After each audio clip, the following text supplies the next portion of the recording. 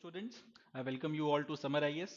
आई hope सब खैरियत से हैं, अपना बहुत ध्यान रख रहे हैं एंड सिंसियरली आप अपने एग्जामिनेशन की प्रिपरेशंस में लगे हैं, जमकर मेहनत कर रहे हैं।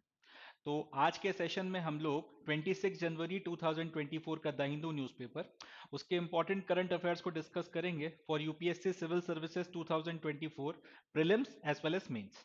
ना सिर्फ हम लोग करंट अफेयर्स को डिस्कस करेंगे, साथ ही साथ हम लोग ये भी देखेंगे कि इन करंट अफेयर्स में से अगर प्रीलिम्स में एमसीक्यू आ सकता है तो वो एमसीक्यू किस तरीके से बनाया जा सकता है, एंड अगर मेंस आंसर राइटिंग में कहीं आपको इस डाटा का इस्तेमाल करना है तो किस तरह से आप अपनी आंसर राइटिंग में इस डाटा का यूज करें कि एक इफेक्टिव आंसर लिखकर तैयार हो सके एंड ज्यादा से ज्यादा मार्क फिर वो आपको फैच कर दे सके।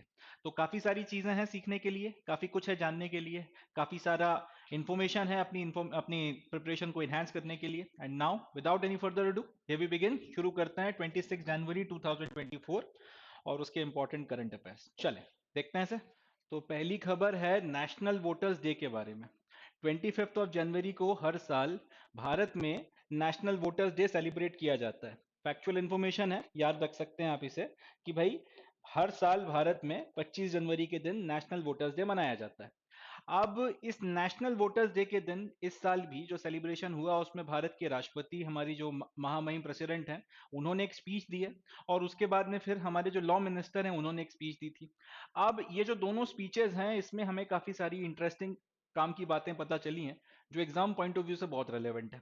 प्रेसिडेंट साहिबा की जो स्पीच है जब हम उसको देखते हैं तो हमको मेंस के लिए कुछ कंटेंट मिलता है, एंड जो लॉ मिनिस्टर हैं उन्होंने जो स्पीच दी है उससे हमको प्रीलिम्स के लिए एक दो इंटरेस्टिंग फैक्ट्स पता चलते हैं। तो एक एक करके दोनों की स्पीच में से जो इंपॉर्टेंट फैक्ट्स हैं उनको हम लोग डिस्कस करेंगे।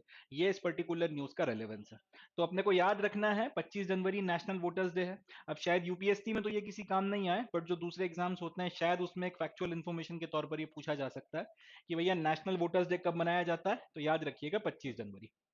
अब इस दिन प्रेसिडेंट ने जो स्पीच दी थी इस ओकेशन पर उसमें कुछ इंपॉर्टेंट पॉइंट्स हैं, ये मेंस के लिए अपने लिए काम की चीज है, तो इसको मैंने आप लोगों के साथ में शेयर किया है। इसमें से अब मेंस आंसर राइटिंग में वुमेन एम्पावरमेंट में खास तौर पर इस डाटा को कोट किया जा सकता है। तो सबसे पहले the president gave speech on the occasion and highlighted following points. Effective use of technology by election commission would further enhance all activities related to the process of holding polls in India. तो पहली चीज तो ये कि जो election commission elections कराती है इसमें जितना ज्यादा हो सके उतना बेहतर तरीके से, उतना इफेक्टिव तरीके से टेक्नोलॉजी का जो यूज हो रहा है ये कहीं ना कहीं इलेक्शन कराने की जो पूरी प्रक्रिया है उसकी जो वेरियस एक्टिविटीज हैं उनकी एफिशिएंसी और उनकी एफिकेसी बढ़ा रही हैं। और पूरी प्रोसेस जो इलेक्शन करवाने की होती है भारत में, क्योंकि इलेक्शन कोई छोटा मोटा तामझाम तो है नहीं, बहुत बड़े लेवल पर आपको इसमें काम करना पड़ता है, बहुत बड़े लेवल पर मशीनरी मोबिलाइज करना पड़ती है। तो इस पूरी प्रोसेस को ज्यादा बेहतर, ज्यादा स्मूथ बनाने में इफेक्टिव यूज ऑफ टेक्नोलॉजी एक इंपॉर्टेंट रोल अदा कर रहा है। मैडम प्रेसिडेंट ने इस बात को पे जोर दिया है कि जितना अभी टेक्नोलॉजी का यूज हो रहा है इसको और बढ़ाया जाए और इसको और इफेक्टिव तरीके से करने के लिए और ज्यादा हाथ पैर मारने की जरूरत है। अब स्पीच में ये बात कही गई है, यानी कि इलेक्शन कमीशन को एक इशारा है कि भाई टेक्नोलॉजी की तरफ में और अपने आप को भी अपग्रेड करो और अपने हाथ पैर मारो और मॉडर्न जो टेक्नोलॉजीज हैं उसकी मदद से इलेक्शन प्रोसेस को किस तरीके से ज्यादा आप स्मूथ बना सकते हो, ज्यादा इसकी एफिशिएंसी बढ़ा सकते हो, किसी भी तरीके के जो छोटे मोटे लूप होल्स या डिफेक्ट्स उनको दूर कर सकते हो, इसकी तरफ में आपने और ज्यादा ध्यान देने की जरूरत अभी है। तो एक तो ये पॉइंट हो गया। दूसरा मैडम ने ये कहा है, she appreciated efforts of election commission for increasing participation of women, persons with disability and vulnerable group. तो दूसरा पॉइंट यह है कि प्रेसिडेंट ने इलेक्शन कमीशन जो एफर्ट्स दे रहा है जिसकी मदद से ज्यादा महिलाएं जो हैं इलेक्शन की प्रोसेस में पार्टिसिपेट करें, इसके लिए वेरियस इलेक्शन आपके अवेयरनेस कैंपेन्स जो हैं इलेक्शन कमीशन के द्वारा टाइम टू टाइम चलाए जाते हैं एंड महिलाओं को प्रोत्साहित किया जाता है ज्यादा से ज्यादा पार्टिसिपेट करने के लिए। इसके अलावा ग्रास रूट लेवल से लेकर पार्लियामेंट के लेवल तक जो महिलाओं के लिए सीट्स रिजर्व की जा रही हैं, जिसके चलते महिलाओं को भी जो है एक मौका मिल रहा है, कहीं ना कहीं एक पुश मिल रहा है पब्लिक लाइफ में आने के लिए कि वो भी पब्लिक लाइफ में आ सकती हैं। इसके लिए भी जो है काफी सारे एफर्ट्स किए जा रहे हैं इलेक्शन कमीशन के द्वारा। तो और वक्त वक्त पर आपकी जो रिजर्व सीट्स होती हैं महिलाओं के लिए इनको रोटेट किया जाता है एक से दूसरी जगह पे कि अलग अलग क्षेत्रों की महिलाओं को जो है आपका पूरा का पूरा जो इलेक्शन प्रोसेस है इसमें खड़े होने का मौका मिले, पब्लिक लाइफ में आने का मौका मिले। तो इन सारी चीजों को मैडम प्रेसिडेंट ने अप्रिशिएट किया। साथ ही साथ जो पर्सन्स विद डिसेबिलिटीज हैं, जो दिव्यांग हमारे भाई बहन हैं या फिर जो दूसरे वल्नरेबल ग्रुप्स हैं, ये जनरली जो इलेक्शन में उतना ज्यादा पार्टिसिपेट नहीं कर पा रहे थे किसी भी वजह से। अब डिसेबिलिटीज के कारण अगर आप वोट डालने जाने में प्रॉब्लम महसूस करते हैं तो उसके सोल्यूशंस के तौर पर इलेक्शन कमीशन ने जो अलग अलग मेथड्स निकाले हैं, या फिर वल्नरेबल ग्रुप्स जो जनरली उतना ज्यादा उत्साहित नहीं थे या किसी वजह से उस तरह से पार्टिसिपेट नहीं कर पा रहे थे जिस तरह से करना चाहिए, जैसे कि आपके ट्राइबल्स हो गए, तो उनको भी इलेक्शन प्रोसेस में लाने के लिए, इलेक्टोरल प्रोसेस में लाने के लिए जो प्रोसेसेस की जा रही हैं, वक्त वक्त पर जो आपके कैंपेन्स चलाए जाते हैं इलेक्शन कमीशन के द्वारा, प्रेसिडेंट ऑफ इंडिया ने इसको भी सराहा है। आगे इन्होंने कहा कि the process of holding Lok Sabha elections are the biggest logistic exercise in the world. इसमें भी कोई शक की बात नहीं है, ये बात बिल्कुल सच है कि भारत में जो लोकसभा के इलेक्शंस होते हैं या फिर ये जो लोकसभा के इलेक्शन कराने की पूरी प्रोसेस है, ये शायद दुनिया की सबसे बड़ी लॉजिस्टिक एक्सरसाइज हो जाती है इलेक्शन के पॉइंट ऑफ व्यू से। आपको हजारों बूथ बनाने पड़ते हैं जहां पर जाके वोटिंग होगी। उन बूथ्स के लिए फिर आपको ईवीएम मशीन की व्यवस्था करना पड़ती है। अगर किसी ईवीएम में कोई खराबी आ गई, कोई मेल फंक्शन हो गया, तो उसके लिए फिर आपको एक बैकअप बनाना पड़ता है। इसके बाद उन हर एक बूथ की जो है सुरक्षा के लिए आपको कुछ पुलिस वाले या फिर कुछ पैरामिलिट्री के लोगों को अपॉइंट करना पड़ता है। इसके बाद में ये सारे बूथ्स में इलेक्शन जो है फ्री एंड फेयर तरीके से हो सके, उसको इंश्योर करने के लिए आपको इस तरीके के लोगों को ड्यूटी पे लगाना पड़ता है इलेक्शन में जो किसी के प्रति पार्शियल ना हो, और अगर किसी के अपने बायसेस हैं भी तो भी एक इंसान के तौर पे, तो भी वो उसकी पूरी इलेक्शन प्रोसेस में किसी तरीके का हिंड्रेंस ना करे।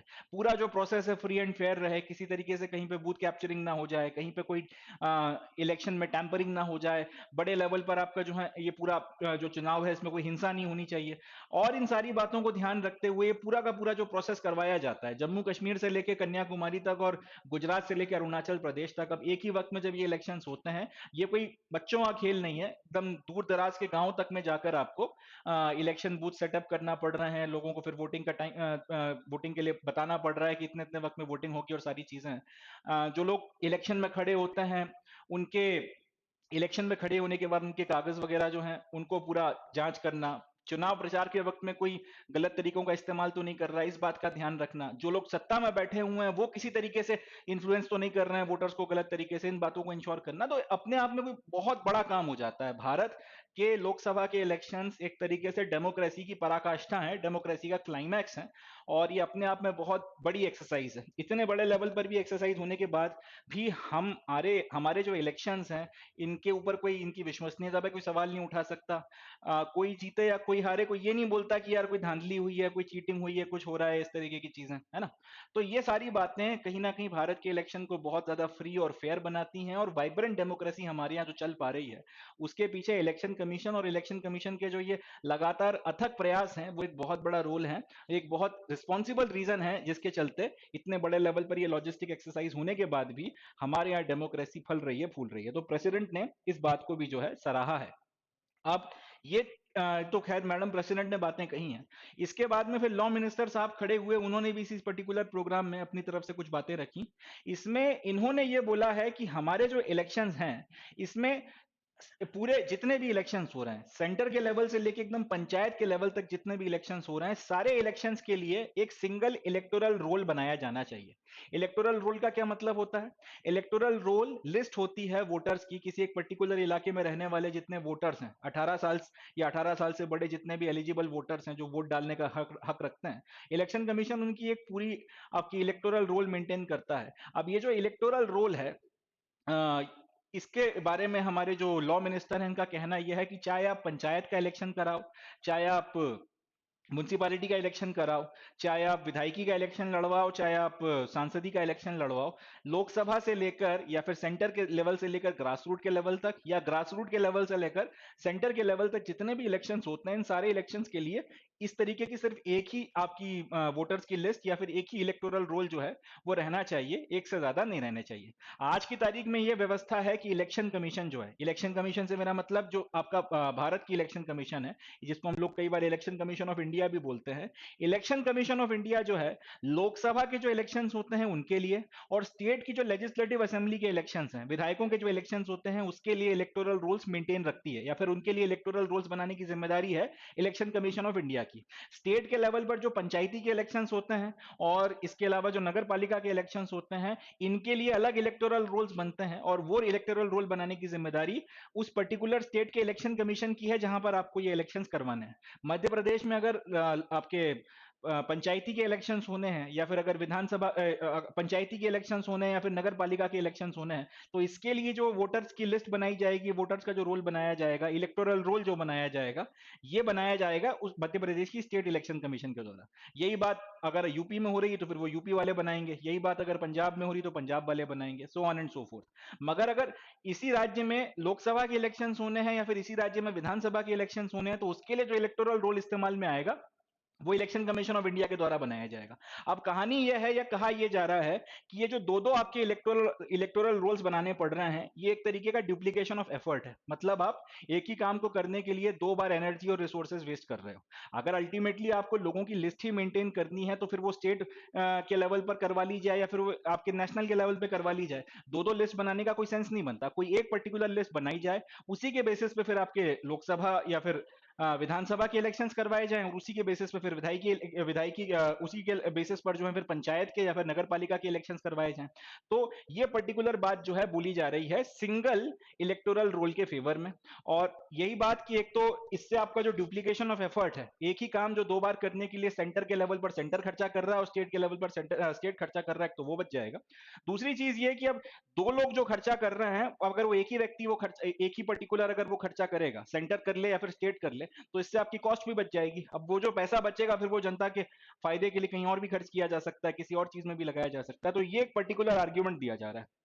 सिंगल इलेक्टोरल रोल की जो ये बात है, ये इसलिए भी ठीक है या इसकी डिमांड जो है ये इसलिए भी वाजिब लगती है क्योंकि प्रेसिडेंट ने अपनी तरफ से, प्रेसिडेंट जो रामनाथ कोविंद साहब थे तब उन्होंने अपनी तरफ से ये बात बोली थी कि सेंटर को और स्टेट को आपस में बैठकर मिलकर एक सिंगल इलेक्शन जो है पूरे देश के लिए, वन नेशन वन इलेक्शन का जो कंसेप्ट है उसके बारे में विचार करना चाहिए। हर 4-6 महीने में अपने यहाँ कहीं ना किसी ना किसी स्टेट के इलेक्शन होते रहते हैं।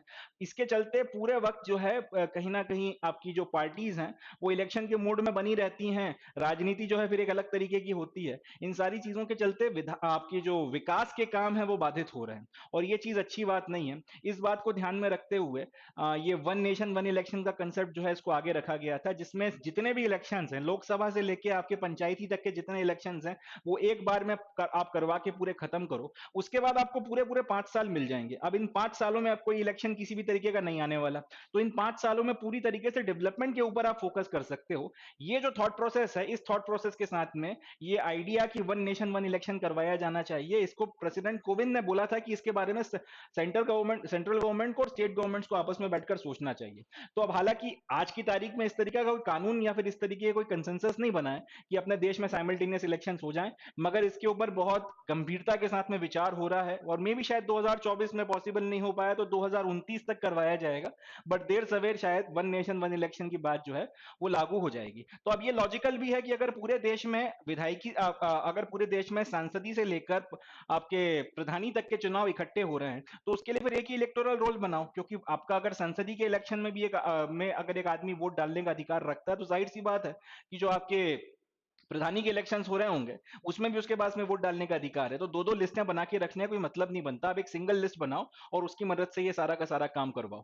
तो ये जो पर्टिकुलर बात है कि सिंगल इलेक्टोरल रोल होना चाहिए, जिसको अपने लॉ मिनिस्टर ने आगे बढ़ाया है, ये कहीं ना कहीं इन लाइन है with the idea of the simultaneous elections from Lok Sabha to state assembly, municipalities and panchayat. जो सारे के सारे इलेक्शंस एक ही वक्त में करवाने की बात की जा रही है, ये उस पर्टिकुलर डिमांड के साथ में इन लाइन है, उसके साथ में कॉन्करेंसी में है।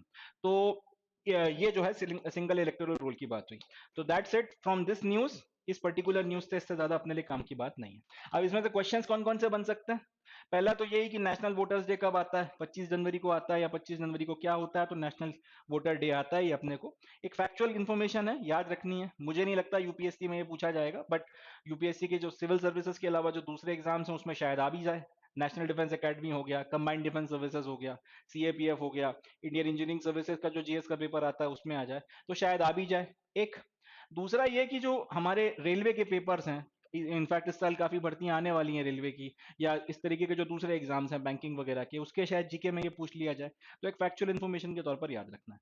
अब यहाँ से जो प्रेसिडेंट ने अपनी स्पीच में बात कही थी, उसकी जो हाईलाइट्स मैंने आपके लिए लिखी हैं, ये अपने लिए कुछ काम की हैं, मेंस में आप इसको कोट कर सकते हो कि जितना ज्यादा हम लोग टेक्नोलॉजी का इफेक्टिव इस्तेमाल करेंगे अलग अलग स्फीयर्स में, अलग अलग फील्ड्स में, उतना बेहतर है। जैसे इलेक्शन की बात कर ली जाए, भारत में इलेक्शंस में जितना ज्यादा और टेक्नोलॉजी का फर्दर बेहतर तरीके से इफेक्टिव इस्तेमाल होगा, वो हमारे लिए उतना ज्यादा बेहतर है, हमारी इलेक्शन प्रोसेस को उतना ज्यादा स्मूथ और पारदर्शी और एफिशिएंट बनाने में उसका उतना ज्यादा योगदान है। इसी में आगे आप ये लिख सकते हैं कि भाई महिलाओं का पार्टिसिपेशन या पर्टिकुलरली वल्नरेबल ग्रुप्स हो गए, जो दिव्यांग हमारे भाई बहन हो गए, इनका भी जितना ज्यादा हो सके पार्टिसिपेशन जरूरी है, अगर आप इसको सही तरीके से इफेक्टिव और ज्यादा बेहतर डेमोक्रेसी बनाना चाहते हैं। क्योंकि जब तक सारे लोग इसमें पार्टिसिपेट नहीं करेंगे, कोई मतलब नहीं। एक पूरा का पूरा सेक्शन अगर किसी वजह से वोट नहीं कर रहा, या किसी भी कारण से एक पर्टिकुलर सेक्शन के ऊपर कोई हैंडीकैप लगा रखा है, ना वो वोटिंग के लिए इतना ज्यादा उत्साहित है, ना वो पर्सनल, ना वो पब्लिक लाइफ में आना चाहता है, तो इस तरीके के हैंडीकैप के चलते हम एक तरीके की डेमोक्रेटिक ऑटोक्रेसी बन के रह जाएंगे, जो अच्छी बात नहीं है। डेमोक्रेसी को और इफेक्टिव बनाने के लिए, और फलने फुलाने के लिए, और ज्यादा इसको एनरिच करने के लिए जरूरी है कि जितने भी ग्रुप्स हैं जो अभी भी शायद जिनका पार्टिसिपेशन कहीं कम है, या फिर जो उस तरीके से नहीं जुड़े हुए हैं पूरी डेमोक्रेटिक प्रोसेस के साथ में, उनको भी शामिल करना जरूरी है। ये एक पर्टिकुलर पॉइंट अपने को यहाँ से मिलता है, इसको मेंस में कोट किया जा सकता है। लास्ट बात यह है कि इलेक्शंस कराना अपने आप में कोई छोटी मोटी बात नहीं है। भारत जैसे देश में, ये इनफैक्ट ऐसे में कोट किया जा सकता है कि भारत जैसे इतने बड़े देश, इतने विशालकाय देश में इतनी इफेक्टिव तरीके से इलेक्शन मशीनरी आपका काम कर रही है, ये अपने आप में चमत्कार से कम नहीं है। क्योंकि भारत में जो इलेक्शंस होते हैं, और उसके बाद में ये कोट कि ये दुनिया की सबसे बड़ी लॉजिस्टिक एक्सरसाइज है, इतने बड़े लेवल पर डेमोक्रेटिक इलेक्शंस कराने के लिए इतनी लॉजिस्टिक एक्सरसाइज कहीं और नहीं काम में ली जाती। तो ये अपने आप में भारत के इलेक्शंस को यूनिक बनाता है। इसको आप ऐसे में कोट कर सकते हैं, या फिर अगर इलेक्शन कमीशन या डेमोक्रेसी से रिलेटेड कोई पॉइंट आ जाए तो उसमें भी आप इसको लिख सकते हैं। तो ये पूरा का पूरा मेंस के पॉइंट ऑफ व्यू से काम की चीज थी।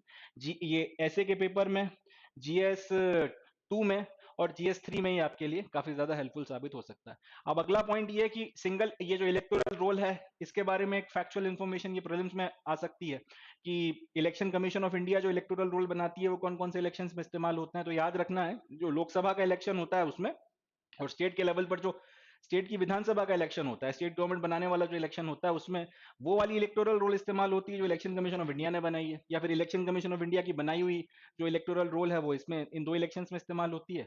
और स्टेट के लेवल पर जो लोकल इलेक्शंस कराए जाते हैं, लोकल बॉडी के इलेक्शंस, उसमें जो इलेक्टोरल रोल आज की तारीख में इस्तेमाल हो रही है, वो स्टेट इलेक्शन कमीशन के द्वारा बनाई जाती है। दूसरे शब्दों में, भारत में एक ही वक्त में आज की तारीख में दो इलेक्टोरल रोल्स एग्जिस्ट करती हैं, एक इलेक्शन कमीशन ऑफ इंडिया की बनाई हुई और एक स्टेट इलेक्शन कमीशन की बनाई हुई। ये भी अपने को याद रखना है। बाकी अगर वन नेशन वन इलेक्शन पे कुछ लिखने के लिए आ जाए, तो उसमें सिंगल इलेक्टोरल रोल का भी आप एग्जांपल डाल सकते हैं। और यही बात कि वन नेशन वन इलेक्शन में भी जो है डुप्लीकेशन ऑफ एफर्ट्स कहीं ना कहीं बचेंगे, एक ही वक्त पे सारे इलेक्शंस कराने से कॉस्ट बचेगी, राजनीति जो है गलत सलत नहीं होगी, ऐसे मुद्दों पर राजनीति नहीं होगी जिससे लोगों के अंदर पैशंस जागते हैं, और आप सही तरीके से इकोनॉमिक पॉलिसीज बनाकर उन पर इंप्लीमेंट करा सकते हो। आप बिना किसी पॉलिटिकल कंपल्शन को ध्यान में रखे या कंसिडरेशन में लेके 5 साल इफेक्टिवली जो है गवर्नेंस पे ध्यान दे सकते हो। ये एक बहुत इंपॉर्टेंट पॉइंट है। और इसमें आपका वन नेशन वन इलेक्शन में, और इसी में फिर आप ये भी लिख सकते हो कि एक ही आप इलेक्टोरल रोल बना लीजिए, उससे आपका जो ये दो दो इलेक्टोरल रोल बनाने का खर्चा है वो बच जाएगा। ये भी एक इफेक्टिव कदम है। बहुत से ग्रास, और इसी में आगे लिख दीजिए कि ग्रास रूट लेवल पर इस तरीके के बहुत से छोटे छोटे बदलाव होंगे, जिससे इलेक्शन की प्रोसेस और एफिशिएंट होगी, और ज्यादा बेहतर होगी, और कहीं ना कहीं वो गवर्नेंस को कॉम्प्लीमेंट करेगी, बेहतर गवर्नेंस करने के लिए आपको मौका देगी। इस तरीके से आप यहाँ पे इसमें से काफी सारी चीजें मेंस में, खासतौर पे पेपर 2 में अगर कुछ लिखने के लिए आता है तो आप इसमें कोट कर सकते हैं। सो इतना ही है इस पर्टिकुलर न्यूज में से, इससे ज्यादा नहीं आएगा। एंड प्रोमिनेंटली ये न्यूज अपने लिए मेंस के पॉइंट ऑफ व्यू से काम की थी। चले नेक्स्ट न्यूज की तरफ बढ़ते हैं, देखते हैं सर। चलें तो अब नेक्स्ट न्यूज़ की तरफ में बढ़ते हैं। और ये न्यूज़ लिटरली बहुत इंपॉर्टेंट है, काफ़ी वक्त से ये चर्चा में बनी हुई है, इसके ऊपर टीवी चैनल्स पर काफ़ी ज़्यादा डिबेट्स हो रही हैं, पैशनेट डिबेट्स हो रही हैं। इसके बारे में संसद में भी काफी चर्चाएं हो चुकी हैं, बाहर भी इसके ऊपर जो पॉलिटिक्स चल रही है संसद के बाहर वो भी काफी ज्यादा अपने आप में न्यूज में बनी रहती है। तो काफी वजूहात के चलते ये न्यूज खबर में बनी हुई है, एंड मुझे गट फीलिंग है कि यहाँ से प्रीलिम्स में कुछ ना कुछ पूछा जाएगा, या फिर इसके जो लीगल एस्पेक्ट्स हैं, कॉन्स्टिट्यूशनल एस्पेक्ट्स हैं, वहां से शायद प्रीलिम्स में कुछ ना कुछ क्वेश्चंस आएंगे। इसके अलावा स्टेट पीएससी हो गया या जो दूसरे एग्जामिनेशन होने हैं इस साल, उसमें भी यहाँ से कुछ ना कुछ आने की संभावना है। तो इसको हम लोग बहुत डिटेल में कवर करेंगे, पूरा मसला क्या है उसके एक एक एस्पेक्ट को समझेंगे, और इसको अपने को अच्छे से प्रिपेयर करना है ताकि फिर कोई भी सवाल यहाँ से पूछा जाए अपने तो जवाब देते बने। तो पॉइंट यह है, या फिर जो क्वेश्चन है, what is the legal dispute over Aligarh Muslim universities minority status. पूरा का पूरा जो न्यूज है वो यह है कि अलीगढ़ मुस्लिम यूनिवर्सिटी के माइनॉरिटी स्टेटस को लेकर एक केस चल रहा है। भारत के सुप्रीम कोर्ट में 7 जजेस की एक बेंच बैठी हुई है। भारत के सुप्रीम कोर्ट में 7 जजेस की ये बेंच बैठकर 57 साल पुराना एक मसला या फिर एक 57 साल पुराना एक डिस्प्यूट सुन रही है, जिसमें यह देखा जा रहा है या फिर ये असर्टेन किया जा रहा है कि अलीगढ़ मुस्लिम यूनिवर्सिटी एक माइनॉरिटी इंस्टीट्यूशन है या नहीं है। इसका जो स्टेटस है वो एक माइनॉरिटी इंस्टीट्यूशन का स्टेटस है या एक सेंट्रल यूनिवर्सिटी का स्टेटस है, इसका स्टेटस एक्चुअल में है क्या। और ये आज का क्वेश्चन नहीं है, ये आज का विवाद नहीं है, ये मसला 57 साल से फंसा हुआ है। मगर ultimately for once and for all इसको सेटल डाउन करने के लिए अब 7 जजेस की एक बेंच बनाई गई है सुप्रीम कोर्ट में, जिसको चीफ जस्टिस ऑफ इंडिया जो है हेड कर रहे हैं, और वो लोग इस पूरे के पूरे केस को सुन रहे हैं।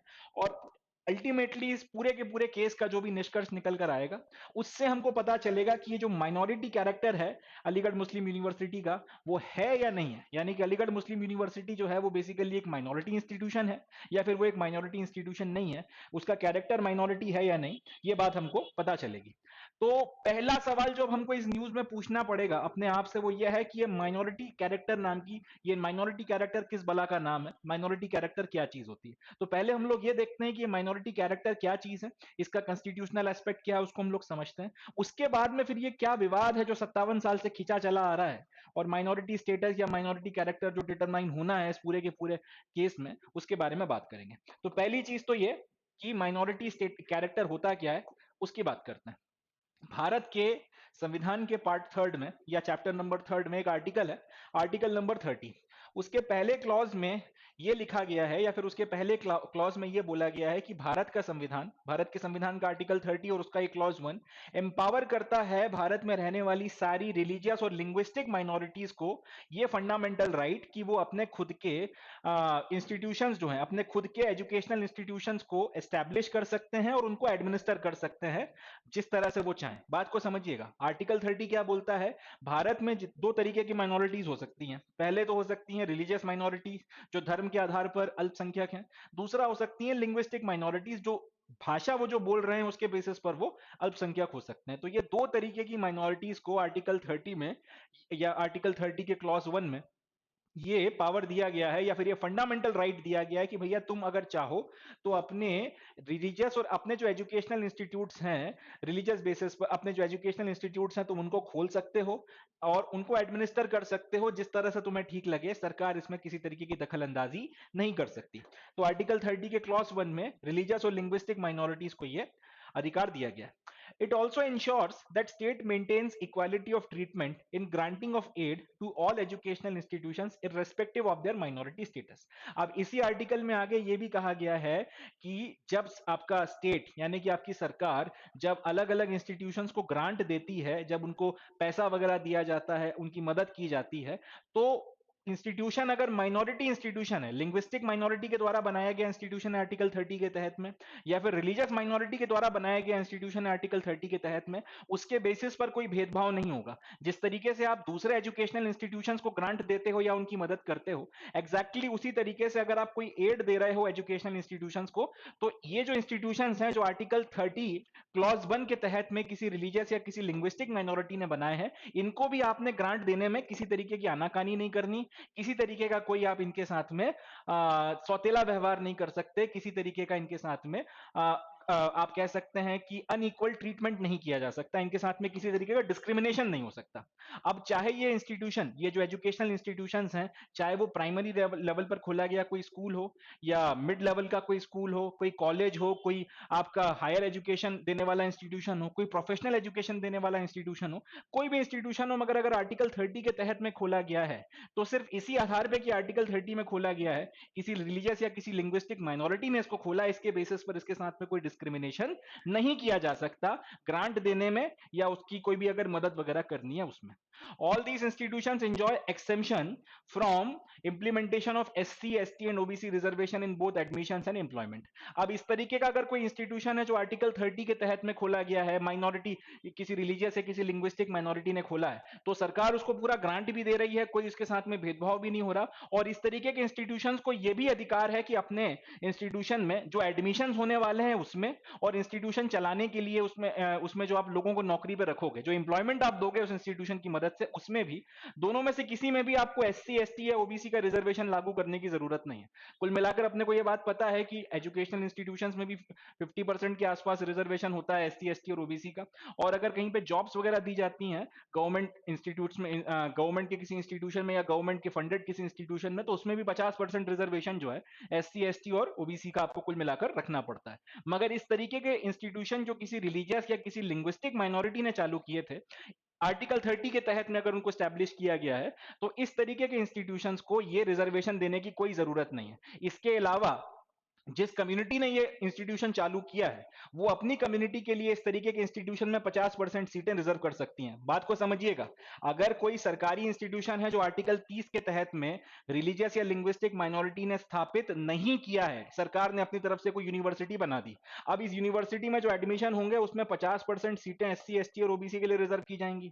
इस यूनिवर्सिटी में कुछ नौकरियां निकली, प्रोफेसर की, असिस्टेंट प्रोफेसर की, दूसरे जो आपके काम वगैरह होते हैं, रजिस्ट्रार हो गया और बाकी सारी चीजें, उसमें भी अगर आपकी जो जॉब्स हैं तो उसका 50% सीटें एससी, एसटी और ओबीसी के लिए रिजर्व की जाती हैं। मगर अगर इसी की जगह कोई एक एजुकेशन, कोई आर्टिकल 30 के तहत में एक कोई पर्टिकुलर कम्युनिटी है, कोई एक रिलीजन से बिलोंग कर, या कोई एक रिलीजियस कम्युनिटी है, या कोई लिंग्विस्टिक कम्युनिटी है, उन्होंने भाई अब अपना एक खुद का इंस्टीट्यूशन खोल दिया है, उन्होंने अपनी खुद की एक यूनिवर्सिटी खोल दी। अब उस यूनिवर्सिटी में जो एडमिशन दिए जाएंगे उसमें एक तो ये 50% का आपको कोटा रखने की कोई जरूरत नहीं है एससी, एसटी, ओबीसी में। इस यूनिवर्सिटी में जो नौकरियां निकलेंगी उसमें भी एससी, एसटी और ओबीसी का 50% कोटा रखने की आपको कोई जरूरत नहीं है। प्लस आप अपने खुद के रिलीजन के, या फिर अपना जो भी आपकी कम्युनिटी है जिसके अधिकार का, फंडामेंटल राइट का इस्तेमाल करते हुए आर्टिकल 30 के तहत में आपने ये इंस्टीट्यूशन खोला है, उसके लिए आप अपने इंस्टीट्यूशन में 50% सीटें रिजर्व कर सकते हो। ये अधिकार भी जो है इनके पास में इस पर्टिकुलर फंडामेंटल राइट के तहत में आ जाता है। तो और ये सारी की सारी चीजें अगर किसी एक इंस्टीट्यूशन को मिल रही हैं, बात को समझिएगा, ये सारी आर्टिकल 30 के तहत में किसी रिलीजियस या किसी लिंग्विस्टिक माइनॉरिटी ने अपने फंडामेंटल राइट का इस्तेमाल करते हुए ऐसा कोई एजुकेशनल इंस्टीट्यूशन अगर स्टैब्लिश कर लिया, और उसको अगर ये सारी की सारी सुविधाएं मिल रही हैं, सरकार उसके साथ में कोई डिस्क्रिमिनेशन भी नहीं कर रही, एसटी, एसटी, ओबीसी का वो अपना जो है कुछ कोटा वगैरह जो है वो भी नहीं अप्लाई करती रिजर्वेशन का किसी भी चीज में, अपने खुद के जो कम्युनिटी है उसके लिए 50% सीटें भी रिजर्व करके बैठी हुई है, तो इस तरीके के इंस्टीट्यूशन को फिर आप ये बोलोगे कि इसका जो कैरेक्टर है भैया वो माइनॉरिटी कैरेक्टर है, या फिर ये माइनॉरिटी कैरेक्टर वाला, माइनॉरिटी स्टेटस रखने वाला एक इंस्टीट्यूशन है। साथ ही साथ अब सवाल ये उठेगा कि माइनॉरिटी जो है उसको किस पर्टिकुलर कम्युनिटी को माइनॉरिटी माना जाए। आर्टिकल 30 के तहत में अगर आपने इस तरीके का इंस्टीट्यूशन खोलना भी है, तो फिर माइनॉरिटी आप किसको मानोगे, किस कम्युनिटी को आप माइनॉरिटी मानोगे, या रिलीजियस बेसिस पर या लिंग्विस्टिक बेसिस पर। तो इसमें सुप्रीम कोर्ट में एक केस गया था जिसका नाम है टीएमए पाई फाउंडेशन केस, 2002 में इसका फैसला आया। उसमें सुप्रीम कोर्ट ने यह बोला है कि यहां पर जो शब्द माइनॉरिटी इस्तेमाल हुआ है, ये जिस पर्टिकुलर स्टेट में ये इंस्टीट्यूशन खुल रहा है, वहां पर जो माइनॉरिटीज की स्टेटस है उसके बेसिस पर डिटरमाइन होगा कि भाई कौन सा जो है वो कम्युनिटी माइनॉरिटी है, कौन सी नहीं। नेशनल लेवल पर माइनॉरिटी के बेसिस पर डिटरमाइन नहीं होगा। इसको ऐसे समझिए कि अगर पंजाब में एक इंस्टीट्यूशन खुलता है और पंजाब में सिख समुदाय जो है वो एक इंस्टीट्यूशन खोलता है, तो आर्टिकल 30 के तहत में उसको माइनॉरिटी इंस्टीट्यूशन नहीं माना जा सकता, क्योंकि पंजाब में जो सिख समुदाय है वो मेजोरिटी में है। तो इस बात को समझिएगा कि यहां पर आर्टिकल 30 के तहत में आपने अगर, या आर्टिकल 30 के क्लॉज 1 के तहत में आपने अगर एक एजुकेशनल इंस्टीट्यूशन खोला है अपने आप को रिलीजियस या फिर लिंग्विस्टिक माइनॉरिटी बताते हुए, तो आप रिलीजियस या लिंग्विस्टिक माइनॉरिटी हो या नहीं हो वो किस आधार पर तय होगा कि जिस स्टेट में आपने ये एजुकेशन इंस्टीट्यूशन खोला है उस स्टेट की डेमोग्राफी क्या है। उस स्टेट में अगर आप माइनॉरिटी हो तब आपको माइनॉरिटी माना जाएगा। नेशनल लेवल पर अगर आप माइनॉरिटी हो बट उस स्टेट में आप माइनॉरिटी की कैटेगरी में नहीं आते, मेजोरिटी में हो या फिर एक सिग्निफिकेंट अमाउंट में हो और आपको माइनॉरिटी नहीं माना जाता, जनरल में अगर आप आते हो इन दैट कैटेगरी, फिर आपको माइनॉरिटी नहीं माना जाएगा। जैसे जम्मू कश्मीर में मुस्लिम्स मेजोरिटी में, अब वहां पर अगर कोई एक इंस्टीट्यूशन खोला गया तो आर्टिकल 30 के इस क्लॉज 1 के अंदर में वो इंस्टीट्यूशन जो भी खोला जा रहा है उसको माइनॉरिटी का इंस्टीट्यूशन नहीं माना जाएगा, क्योंकि जम्मू कश्मीर की जो यूटी है वहां पर मुस्लिम मेजोरिटी है, ना कि ओवरऑल देश में जो देखा जाए तो मुस्लिम माइनॉरिटी में काउंट होता है। इसी तरीके से अगर आप किसी पर्टिकुलर ऐसे स्टेट में चले जाएं जहां पे क्रिश्चियन मेजोरिटी है, तो फिर वहां पर ये बोलकर कि भाई क्रिश्चियंस ओवरऑल देश भर में जो है माइनॉरिटी हैं, तो हमें आर्टिकल 30 क्लॉज 1 के तहत में माइनॉरिटी का स्टेटस दिया जाए हमारे इस इंस्टीट्यूशन को, वो नहीं हो पाएगा क्योंकि उस स्टेट में आपकी जो है क्रिश्चियन मेजोरिटी है। तो आर्टिकल 30 के तहत में रिलीजियस इंस्टीट्यूशन, आर्टिकल 30 के तहत में अगर एजुकेशनल इंस्टीट्यूशन खोला गया है वो माइनॉरिटी कब माना जाएगा? वो माइनॉरिटी तब माना जाएगा जब उस स्टेट में जिसमें ये खोला गया है वहां पर आप डेमोग्राफी के पॉइंट ऑफ व्यू से माइनॉरिटी में हो। ये बात सुप्रीम कोर्ट ने 2002 के अपने केस में ये पीएमए पाई फाउंडेशन केस में क्लैरिफाई कर दी थी।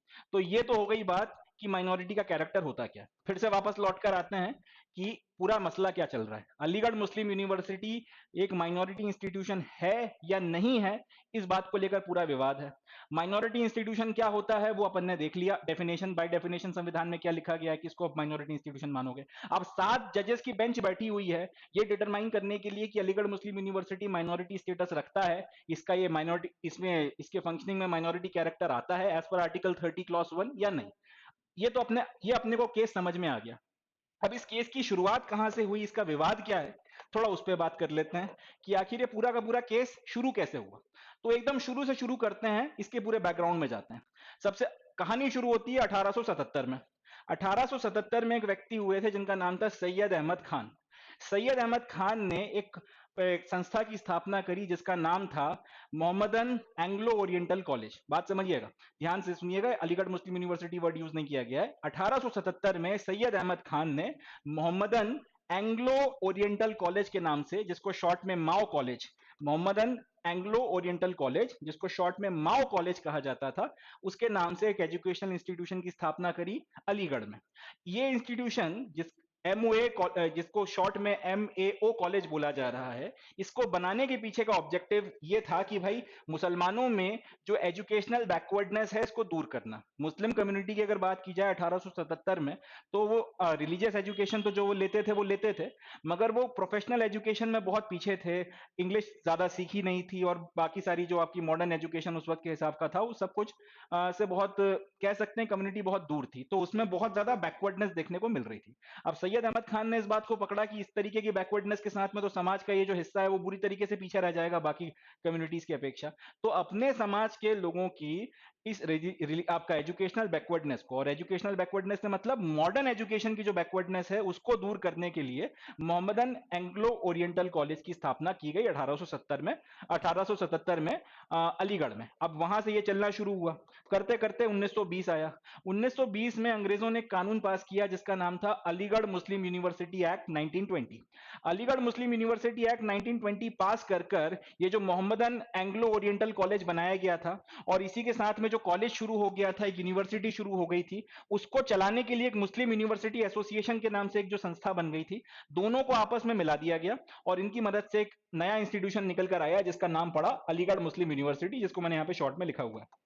तो याद रखिएगा, सैयद अहमद खान ने अलीगढ़ मुस्लिम यूनिवर्सिटी की स्थापना नहीं की थी, मोहम्मदन एंग्लो ओरिएंटल कॉलेज की स्थापना की थी। चलाना शुरू किया, चलते चलते बड़ा हो गया, साथ में कॉलेज वगैरह भी चलाने लगे, यूनिवर्सिटी बना लिया। यूनिवर्सिटी को चलाने के लिए एक एसोसिएशन बनाया जिसका नाम मुस्लिम यूनिवर्सिटी एसोसिएशन पड़ा।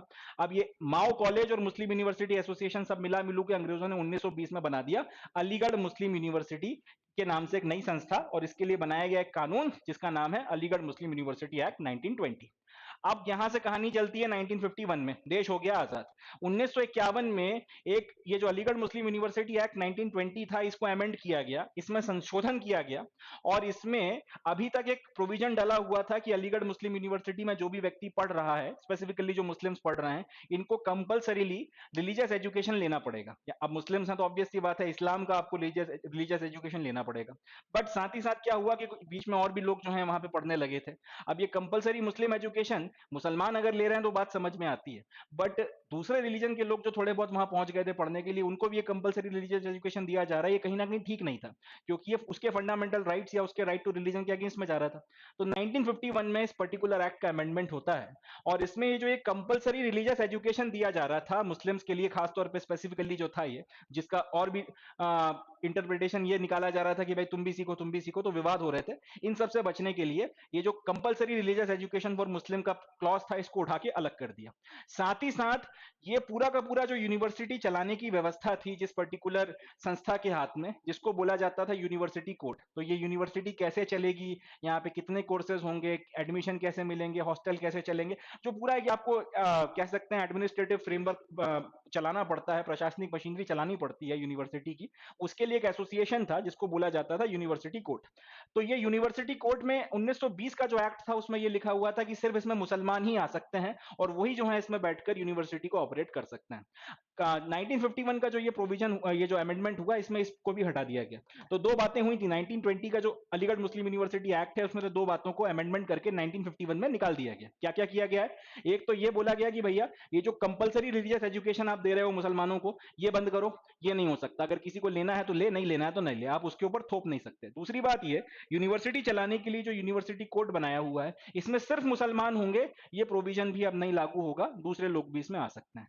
यहां से कहानी 14 साल आगे जाती है, फिर आता है 1965।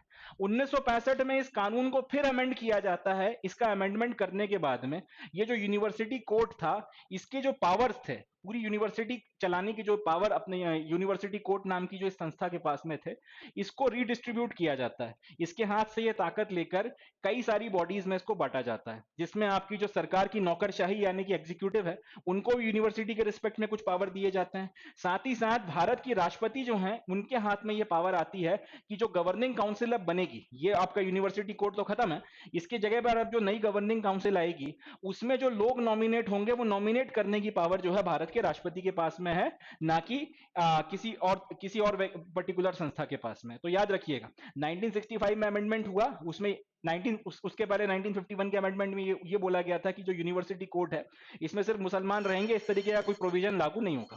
1965 में ये बोला गया कि यूनिवर्सिटी कोर्ट खत्म करो, इसके जगह पर जो इसकी पावर है, हम लोग उसको कई सारी संस्थाओं में रिडिस्ट्रीब्यूट कर रहे हैं।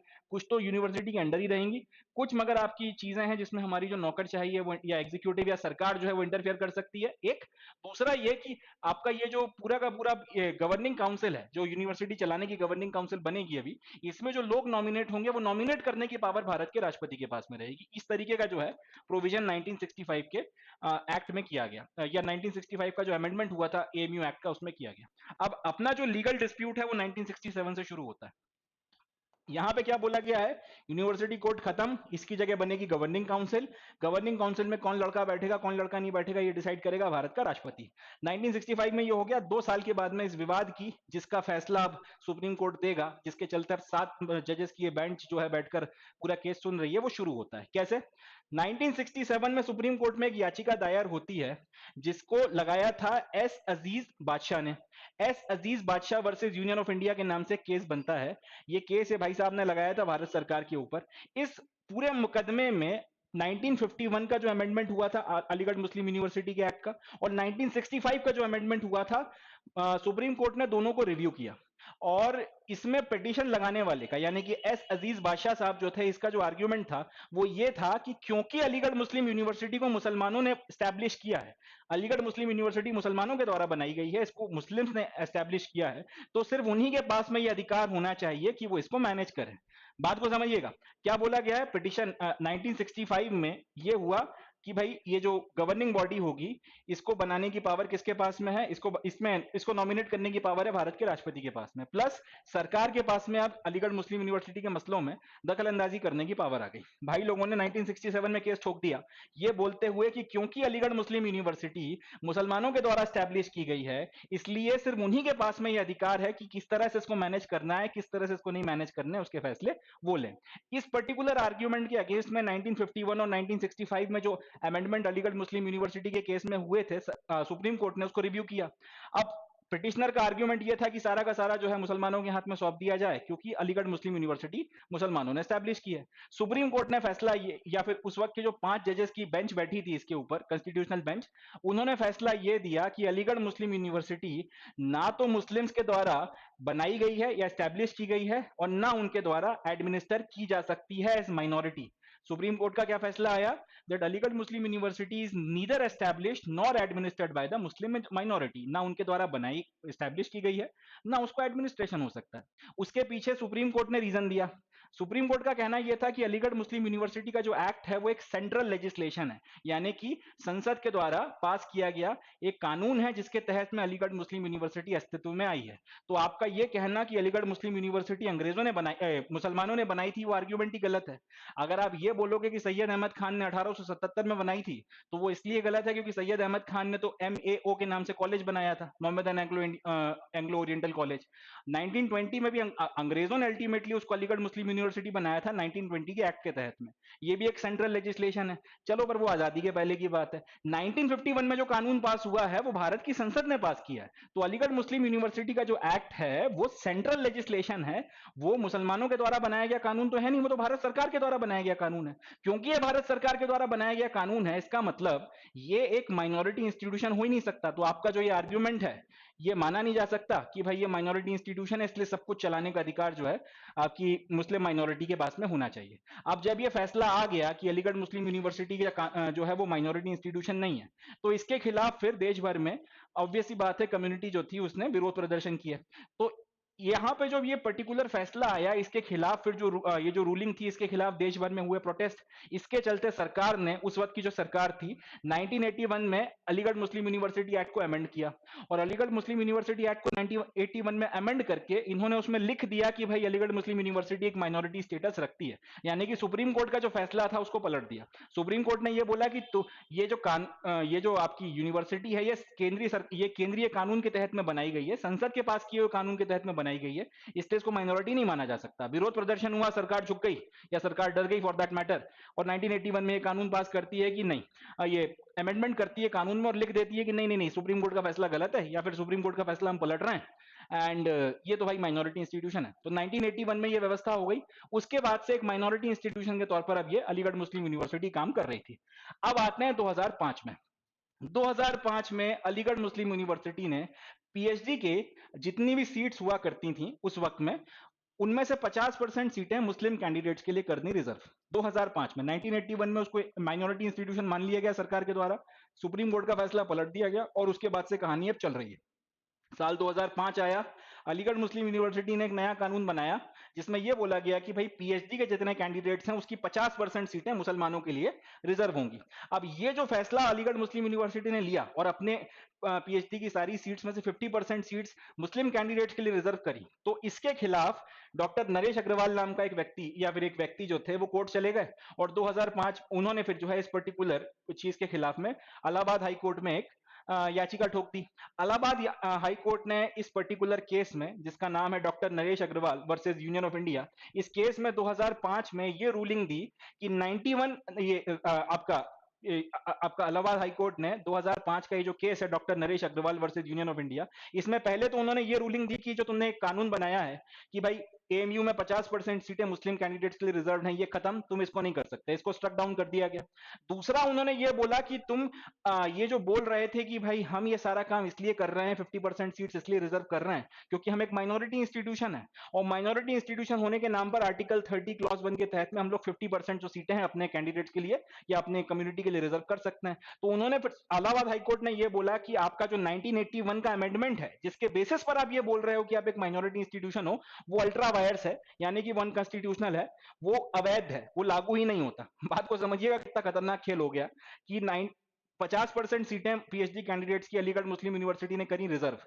इसके खिलाफ कोई व्यक्ति चला गया केस में, केस लड़ने, इसके खिलाफ कोई व्यक्ति चला गया Allahabad high court. Allahabad high court में अलीगढ़ मुस्लिम यूनिवर्सिटी का तर्क यह था कि 1981 में सरकार ने कानून बनाकर हमको एक माइनॉरिटी इंस्टीट्यूशन बनाया है, माइनॉरिटी इंस्टीट्यूशन के तौर पर क्लॉज आर्टिकल 30 क्लॉज 1 के तहत में हम लोग 50% सीटें रिजर्व कर सकते हैं।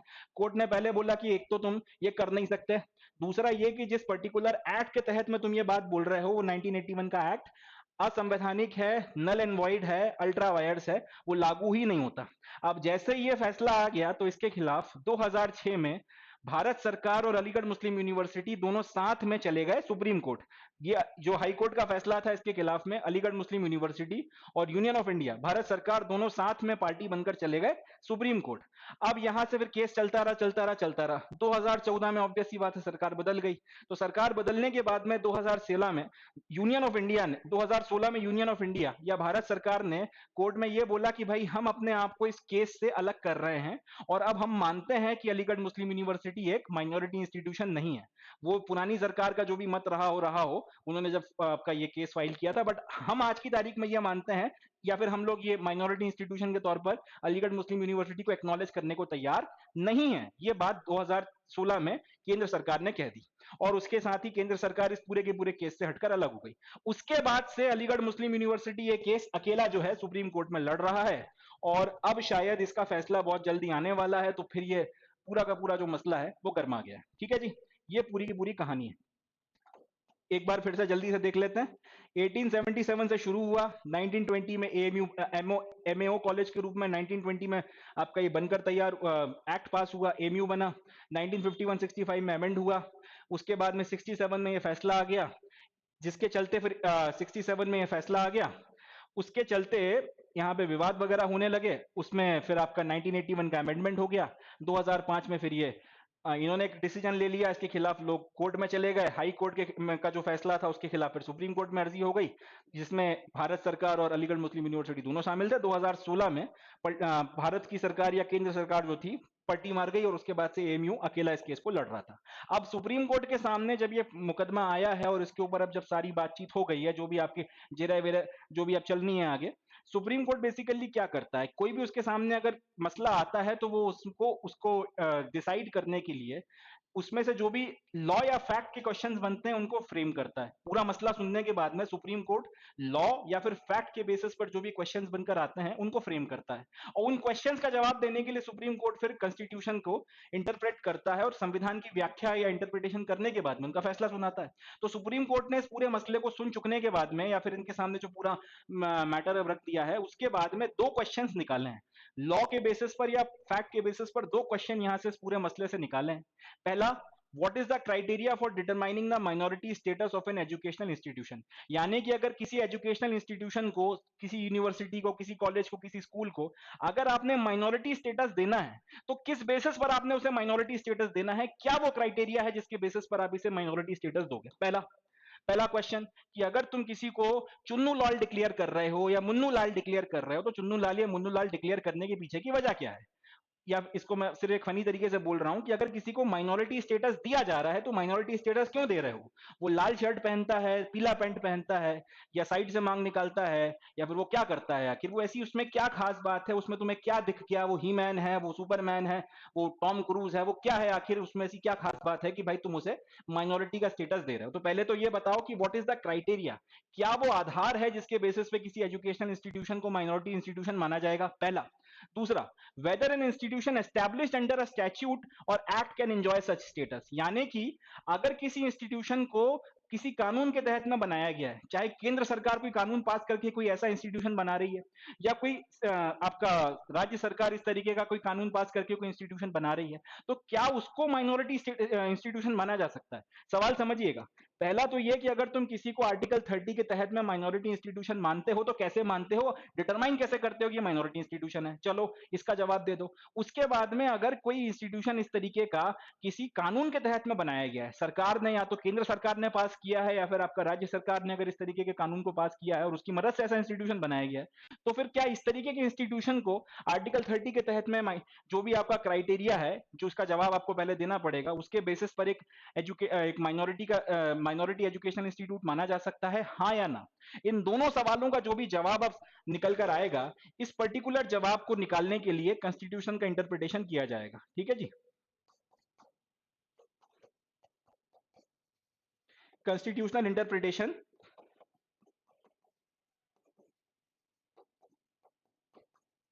इन इन दो सवालों का जवाब देने के लिए अब संविधान की व्याख्या की जाएगी, कॉन्स्टिट्यूशनल इंटरप्रिटेशन किया जाएगा, और इसके बेसिस पे फिर ये दो सवालों का जो भी जवाब निकल कर आता है, उसके बेसिस पर फिर आपका जो ये सुप्रीम कोर्ट है उसका 7 जजेस का ये बेंच फैसला सुनाएगा कि भाई ये जो इंस्टीट्यूशन है इसको माइनॉरिटी इंस्टीट्यूशन मानना है या नहीं मानना है। और एक बार जब अलीगढ़ मुस्लिम यूनिवर्सिटी के रिस्पेक्ट में ये फैसला आ गया तो ये बड़ा पाथ ब्रेकिंग फैसला होगा, क्योंकि ये फैसला उसके बाद में एक प्रेसिडेंट सेट कर देगा on the rights and the legal recognition of all the minority institutions. यानी कि भारत में इस वक्त में जितने भी माइनॉरिटी इंस्टीट्यूशंस चल रहे हैं या आर्टिकल 30 के तहत में जितने इंस्टीट्यूशंस को माइनॉरिटी इंस्टीट्यूशंस माना गया है, एक्चुअल में उनमें से कौन माइनॉरिटी इंस्टीट्यूशन है और कौन माइनॉरिटी इंस्टीट्यूशन नहीं है, कौन सिर्फ माइनॉरिटी इंस्टीट्यूशन का फायदा उठा रहा है और मलाई खा रहा है, ये सारी चीजें क्लियर हो जाएंगी जब इन दो सवालों का जवाब सुप्रीम कोर्ट देगा संविधान की व्याख्या करने के बाद में, और इस पर्टिकुलर जो केस है इसका फैसला देगा। और अलीगढ़ मुस्लिम यूनिवर्सिटी का कैरेक्टर क्या है, माइनॉरिटी कैरेक्टर है, मेजॉरिटी कैरेक्टर है, जनरल कैरेक्टर है, क्या कैरेक्टर है वो डिटरमाइन करेगा। जब ये चीज निकल कर आएगी तो यहां से माइनॉरिटी इंस्टीट्यूशंस की राइट्स और उनकी लीगल रिकॉग्निशन, उनको जो भी प्रिविलेजेस और बाकी सारी चीजें मिलती हैं, कई बार जो सरकार जो है कई बार अपनी पॉलिटिक्स के चलते भी अगर इस तरीके के खेल खेलती है कि कैसे ऐसे इंस्टीट्यूशन जो शायद डिजर्व नहीं करते हैं उनको माइनॉरिटी इंस्टीट्यूशन बना देती है, या ऐसे इंस्टीट्यूशन जो डिजर्व करते हैं उनको रिकॉग्निशन नहीं देती है, इन सारी चीजों के ऊपर भी हमारे पास में एक दिशा निर्देश आ जाएंगे, एक लीगल जो है आपके पास में एक कह सकते हैं नजीर हो जाएगी, और उसके बाद में फिर इस तरीके की सारी चीजों पर विराम लग जाएगा। तो जो भी फैसला निकल कर आता है वो आने वाले वक्त में माइनॉरिटी इंस्टीट्यूशंस के भविष्य, उनके राइट और उनके लीगल रिकॉग्निशन के ऊपर एक मील का पत्थर साबित होगा, ये बात तय है। तो ये जो है पूरी कहानी है अलीगढ़ मुस्लिम यूनिवर्सिटी का, जो ये पूरा मसला है इसकी। अब यहाँ से जो क्वेश्चंस वगैरह आएंगे तो अपने को याद, यहाँ से अगर क्वेश्चंस आए तो मेंस में ही आएगा, और अगर प्रीलिम्स में आया तो आर्टिकल 30 में जो आपकी रिलीजियस और लिंग्विस्टिक माइनॉरिटीज हैं इसके ऊपर कुछ लिखने के लिए आ सकता है। हिस्ट्री के पॉइंट ऑफ व्यू से आया तो अलीगढ़ मुस्लिम यूनिवर्सिटी किसने शुरू करी थी, या जब शुरू हुई थी तब इसका नाम क्या था, कब ये एएमयू बना, इसके ऊपर कुछ क्वेश्चंस वगैरह आ सकते हैं। सैयद अहमद खान साहब जो हैं इनके जीवन पे कुछ ना कुछ पूछा जा सकता है, इस तरीके के कुछ क्वेश्चंस यहाँ से बनेंगे। बाकी क्योंकि इसमें थोड़ा सा रिलीजन वगैरह का तड़का लगा हुआ है इस पूरे के पूरे केस में, माइनॉरिटीज वगैरह की बात उठ रही है और उसके ऊपर बड़ी जमकर गंदी किस्म की राजनीति भी हो रही है, तो बाकी चीजें थोड़ा सा कह सकते हैं कंट्रोवर्शियल हो जाती हैं, तो मुझे नहीं लगता इसके ऊपर और कोई क्वेश्चन यहाँ से बनेगा। मगर ये पूरी कहानी जो है इस तरह से निकल कर आई है, और इसमें जो भी फैसला आता है पाथ ब्रेकिंग फैसला होगा और इम्पैक्ट जरूर करेगा, इतना तय है। तो अपने लिए एज एन एस्पिरेंट आर्टिकल 30 या फिर यूं बोलूं कि 29-30 जो आपके माइनॉरिटीज को जो राइट्स वगैरह दिए गए हैं इनके बारे में पढ़ना आपको जरूरी है, सैयद अहमद खान के बारे में पढ़ना जरूरी है, अलीगढ़ मुस्लिम यूनिवर्सिटी की जो पूरी हिस्ट्री रही है बेसिक आपको हिस्ट्री के पॉइंट ऑफ व्यू से पता होना जरूरी है। इतने क्वेश्चन अपने लिए यहाँ से बनकर तैयार होते हैं, और ये पूरा जो मसला है मैंने आपको यहाँ पे डिटेल में समझा दिया। So that's it from this news. अब बढ़ते हैं नेक्स्ट न्यूज की तरफ, चलें देखते हैं सर। चलें अब नेक्स्ट न्यूज की तरफ में बढ़ते हैं। ये न्यूज द हिंदू में एक आर्टिकल छपा था, उससे मैंने आप लोगों के लिए ली है। आर्टिकल का नाम था why this year there is no snowfall in Kashmir. Kashmir में इस साल अभी तक यानी कि जनवरी के महीने में जिस तारीख का ये अखबार है अपना, उस तारीख तक में भाई इस साल स्नोफॉल नहीं देखने को मिला है। तो इस साल आखिर कश्मीर में जनवरी का महीना आधा निकल गया, अभी तक बर्फ वगैरह क्यों नहीं गिरी, इस पर्टिकुलर बात की तहकीकात करते हुए द हिंदू में एक अच्छा खासा लंबा चौड़ा आर्टिकल छपा था। उसको पूरा पढ़ चुकने के बाद में उससे फिर मैंने अपने काम की चीजें इसमें निकाली हैं, एंड वो हम लोग इस पर्टिकुलर करंट अफेयर में डिस्कस करेंगे। तो न्यूज का नाम था why this year there is no snowfall in Kashmir. अब खबर यह है कि जनरली दिसंबर जनवरी जनवरी का जो महीना है, इसका मिड आते आते 15 जनवरी आते आते, चाहे कश्मीर की घाटी की बात हो, चाहे हिमाचल प्रदेश की बात हो, यहाँ पर अच्छी खासी बर्फ गिर जाती है, अच्छी खासी स्नोफॉल हो जाती है, और बढ़िया खूबसूरत किस्म का जो है माहौल यहाँ पे बन जाता है, सब कुछ एकदम ठंडा हो जाता है। और फिर उसके बाद में काफी सारे अपने सैलानी वगैरह वहां पर जाते भी हैं। तो जनरली जनवरी के महीने तक हर साल जम्मू कश्मीर और हिमाचल में इस वक्त तक बारिश हो जाती है, इस वक्त तक बर्फ गिर जाती है। मगर इस साल ये पूरी की पूरी सर्दियां जो हैं बहुत ज्यादा ड्राई निकली हैं, अब तक उस तरह बर्फबारी बिल्कुल भी कश्मीर में देखने के लिए नहीं मिली। हिमाचल में जो हुई है वो उस तरीके से नहीं हुई जिस तरीके से होनी चाहिए थी। इनफैक्ट इंडियन मेट्रोलॉजिकल डिपार्टमेंट, जिसको शॉर्ट में हम लोग आईएमडी भी बोलते हैं, इन भाई लोगों का कहना यह है कि 1909 के बाद 1901 के बाद में ये सदी की या फिर ये अब तक की सबसे ज्यादा ड्राइएस्ट किस्म की जनवरी गई है। यानी कि जनवरी के महीने में जम्मू कश्मीर का इलाका हो, स्पेसिफिकली कश्मीर की वैली हो, हिमाचल प्रदेश का इलाका हो, यहाँ पर जिस तरीके की थोड़ी बारिश वगैरह होती है वेस्टर्न डिस्टर्बेंसेस के चलते, या फिर यहाँ पर जो स्नोफॉल वगैरह होता है, सारी चीजों को अगर हम लोग कंपेयर करें तो 1909 के बाद 1901 के बाद में आज 2024 में आके ये कहानी देखने को मिल रही है कि सबसे ज्यादा सूखी जनवरी ये जा रही है। इसमें बिल्कुल भी बारिश या फिर उसमें बिल्कुल भी स्नोफॉल देखने को नहीं मिल रहा। इनफैक्ट जनरली जो शॉर्टफॉल होता है 10%, 20%, 30% का होता है, 99.7% का शॉर्टफॉल जनवरी में इस वक्त देखने को मिल रहा है नॉर्मल के कंपैरिजन में। यानी कि नॉर्मल जो बर्फबारी हो जाती थी या जो थोड़ा बहुत रेन्स वगैरह होती थी उसके कंपैरिजन में 99.7% अब तक नहीं गिरी है, 0.3% हुई है। तो इससे समझ में आ रहा है कि कितना अपने आप में आश्चर्यजनक बात है, कितनी आश्चर्य वाली बात है कि जितना जनरली देखने को मिलता था उस नॉर्मल का 10%, 20%, 30% वेरिएशन आया तो समझ में आता है। नॉर्मल का 99.7% वेरिएशन यहां पर अपने आप में खतरे की बड़ी खतरनाक घंटी बज गई है कि जनरली जनवरी के महीने में जितना आपका बारिश या स्नोफॉल होना था उसका 99.7% नहीं हुआ है। दैट्स अ अलार्म बेल भी नहीं कह सकते इसको, तो ये कह सकते हैं कि बड़ा सा जो घंटा है वो हमारे सर के ऊपर बजा दिया गया है खतरे का, खतरे की घंटी भी नहीं है ये। तो ये जो है कहानी है, ये जो है न्यूज का बैकग्राउंड है। अब सवाल है कि आखिर ऐसा हो क्यों रहा है, इसकी वजह क्या है। तो पहली बात तो यह कि बर्फ गिरती क्यों है उसकी बात कर लेते हैं, और उसके बाद में फिर बर्फ क्यों नहीं गिर रही है यहां पर इन इलाकों में, ऐसा क्या हो गया कि बर्फबारी नहीं हो रही है, उसकी बात करेंगे। तो reason for lack of snowfall, snowfall requires adequate moisture and atmospheric temperature to be 0 degree और बिलो इट। तो अगर आप चाहते हैं कि कहीं पे बर्फबारी हो उसके लिए दो कंडीशंस हैं। पहला तो ये कि आपके एटमॉस्फेयर में अच्छी खासी नमी होनी चाहिए, खूब सारा जो है मॉइस्चर होना चाहिए। मॉइस्चर जितना ज्यादा होगा उतना बढ़िया है।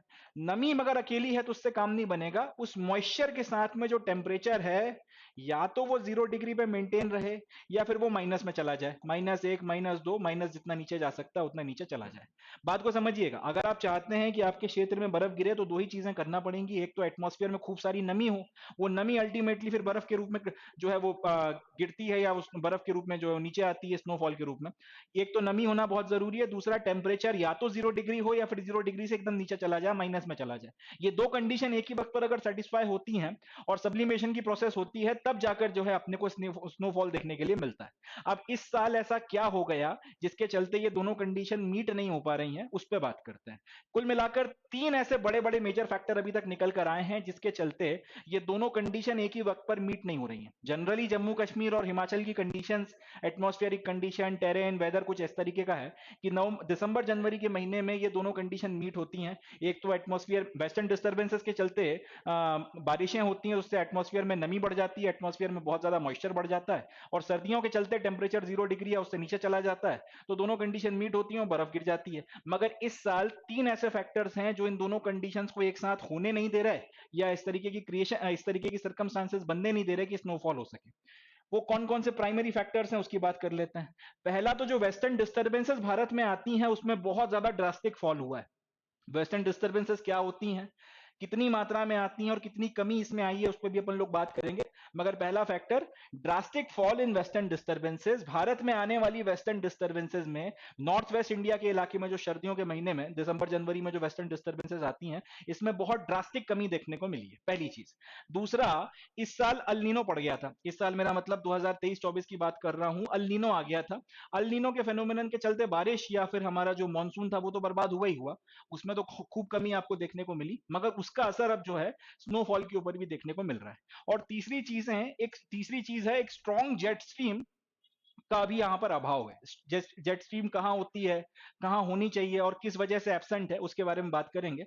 मगर इस वक्त नॉर्थ वेस्ट के इलाके में या नॉर्दर्न इंडिया का जो इलाका है, जम्मू कश्मीर का रीजन हो गया, हिमाचल का इलाका हो गया, यहाँ पर एक बड़ी स्ट्रॉन्ग जेट स्ट्रीम होनी चाहिए। वो जेट स्ट्रीम किसी वजह से यहाँ पे मौजूद नहीं है, तो वो भी एक प्राइमरी फैक्टर है जिसके चलते अभी बारिश नहीं हो रही। अब ये तीनों क्या, तीन फैक्टर्स अपन ने देख लिए कि इन तीन चीजों के चलते ये विलन बने हुए हैं और उसके चलते ये दोनों कंडीशंस पूरी नहीं हो रही। क्योंकि ये दोनों कंडीशन पूरी नहीं हो रही तो इसके चलते बर्फबारी नहीं हो रही है। अब क्यों ये कंडीशंस बन गई हैं और क्यों इसके चलते बर्फबारी नहीं हो रही है, एक एक करके तीनों को डिस्कस करते हैं। तो पहला जो फैक्टर है कि drastic fall in western disturbances over north west India, इसको देखते हैं। अच्छा, एक चीज और कि ये तीनों फैक्टर्स के चलते एक बात और हो रही है, इन तीनों फैक्टर्स के चलते बर्फ नहीं गिर रही ऊपर के इलाकों में, वो तो अपनी जगह ठीक है, इनके चलते शीतलहर जो है बहुत ज्यादा मात्रा में हमको, जो मैदानी भाग है, यूपी हो गया, बिहार हो गया, राजस्थान, मध्य प्रदेश, ये पूरा का पूरा जो इलाका है, पश्चिम बंगाल, बिहार, यहां तक में जितनी कड़ाके की ठंड पड़नी चाहिए या जितनी शीतलहर आपको देखने को मिलनी चाहिए, उससे ज्यादा शीतलहर जो है यहां पर हमको देखने को मिल रही है। तो इन तीन फैक्टर्स के चलते ये हमारी फिल्म में अमरीश पुरी बने बैठे हैं और इनके चलते कश्मीर और हिमाचल प्रदेश में बर्फ नहीं गिर रही। और इन्हीं तीन फैक्टर्स के चलते बहुत कड़ाके की जो ठंड है, जो नॉर्थ इंडिया में जनरली नहीं पड़ती, जो ठंड हमारे देश में नॉर्थ में पड़ती है, उससे ज्यादा जो आपकी कड़ाके की ठंड है तो वो पड़ रही है। और जितना ड्यूरेशन के लिए पड़नी चाहिए उससे ज्यादा लंबे वक्त तक के लिए पड़ रही है।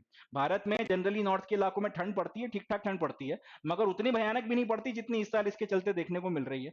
और जितने लंबे ड्यूरेशन के लिए शीतलहर चल रही है, उतना टाइम पीरियड तक भारत में कोल्ड वेव जनरली नहीं चलती है। मगर इन्हीं तीन फैक्टर्स के चलते वेस्टर्न डिस्टर्बेंसेस की कमी, वेस्टर्न डिस्टर्बेंसेस की कमी के अलावा यहाँ पर जो जेट स्ट्रीम वगैरह है वो हो गया और अल्नीनो हो गया, इन तीनों के चलते नॉर्थ में बड़ी शीतलहर की समस्या बनी हुई है, या फिर प्रिवेलिंग लंबे वक्त तक के लिए जो है समस्या बनी हुई है। अब एक एक करके तीनों फैक्टर्स को पढ़ते हैं और देखते हैं कि हमारे फिल्म के विलन क्यों बने हुए हैं। पहला, western disturbances. Western disturbances are storms that originate in mid-latitude region and travel thousands of kilometers to bring rains to northern India. तो वेस्टर्न डिस्टर्बेंसेस क्या हैं? वेस्टर्न डिस्टर्बेंसेस वो स्टॉर्म है जो मिड लैटिट्यूड रीजन में ओरिजिनेट होते हैं। Specifically मैं बोलूं तो मेडिटेरेनियन का जो इलाका है, वहां पर जो मिड लैटिट्यूड रीजन जो है, वहां पर ये स्टॉर्म्स जनरेट होते हैं और कई हजार किलोमीटर चलकर पूरे सेंट्रल एशिया को क्रॉस, पूरे आपके मिडिल ईस्ट को और सेंट्रल एशिया को क्रॉस करते हुए ये नॉर्थ इंडिया में या नॉर्थ वेस्ट इंडिया में एंटर करते हैं और साथ में सर्दियों में ये अपने साथ में बारिश लेकर आते हैं। मैं पहले आपको इनकी फोटो दिखाता हूं, देखिए।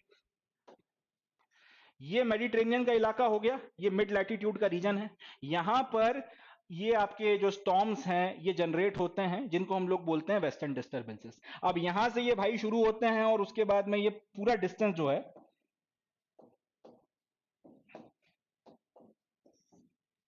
अब यहां से ये शुरू होते हैं और ये पूरा डिस्टेंस ट्रैवल करते हुए ईरान, अफगानिस्तान, पाकिस्तान होते हुए अल्टीमेटली ये नॉर्थ वेस्ट के इलाकों में एंटर करते हैं।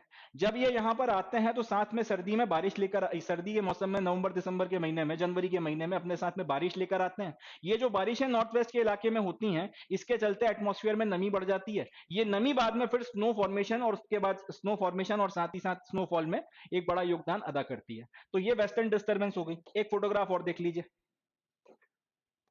ये मेडिटेरेनियन सी के आसपास में ये वेस्टर्न डिस्टर्बेंसेस बनी और वहां से ट्रैवल करते हुए ये यूं हिंदुस्तान के नॉर्थ वेस्ट के इलाके में, नदर्न इंडिया के इलाकों में ये एंटर करते हैं।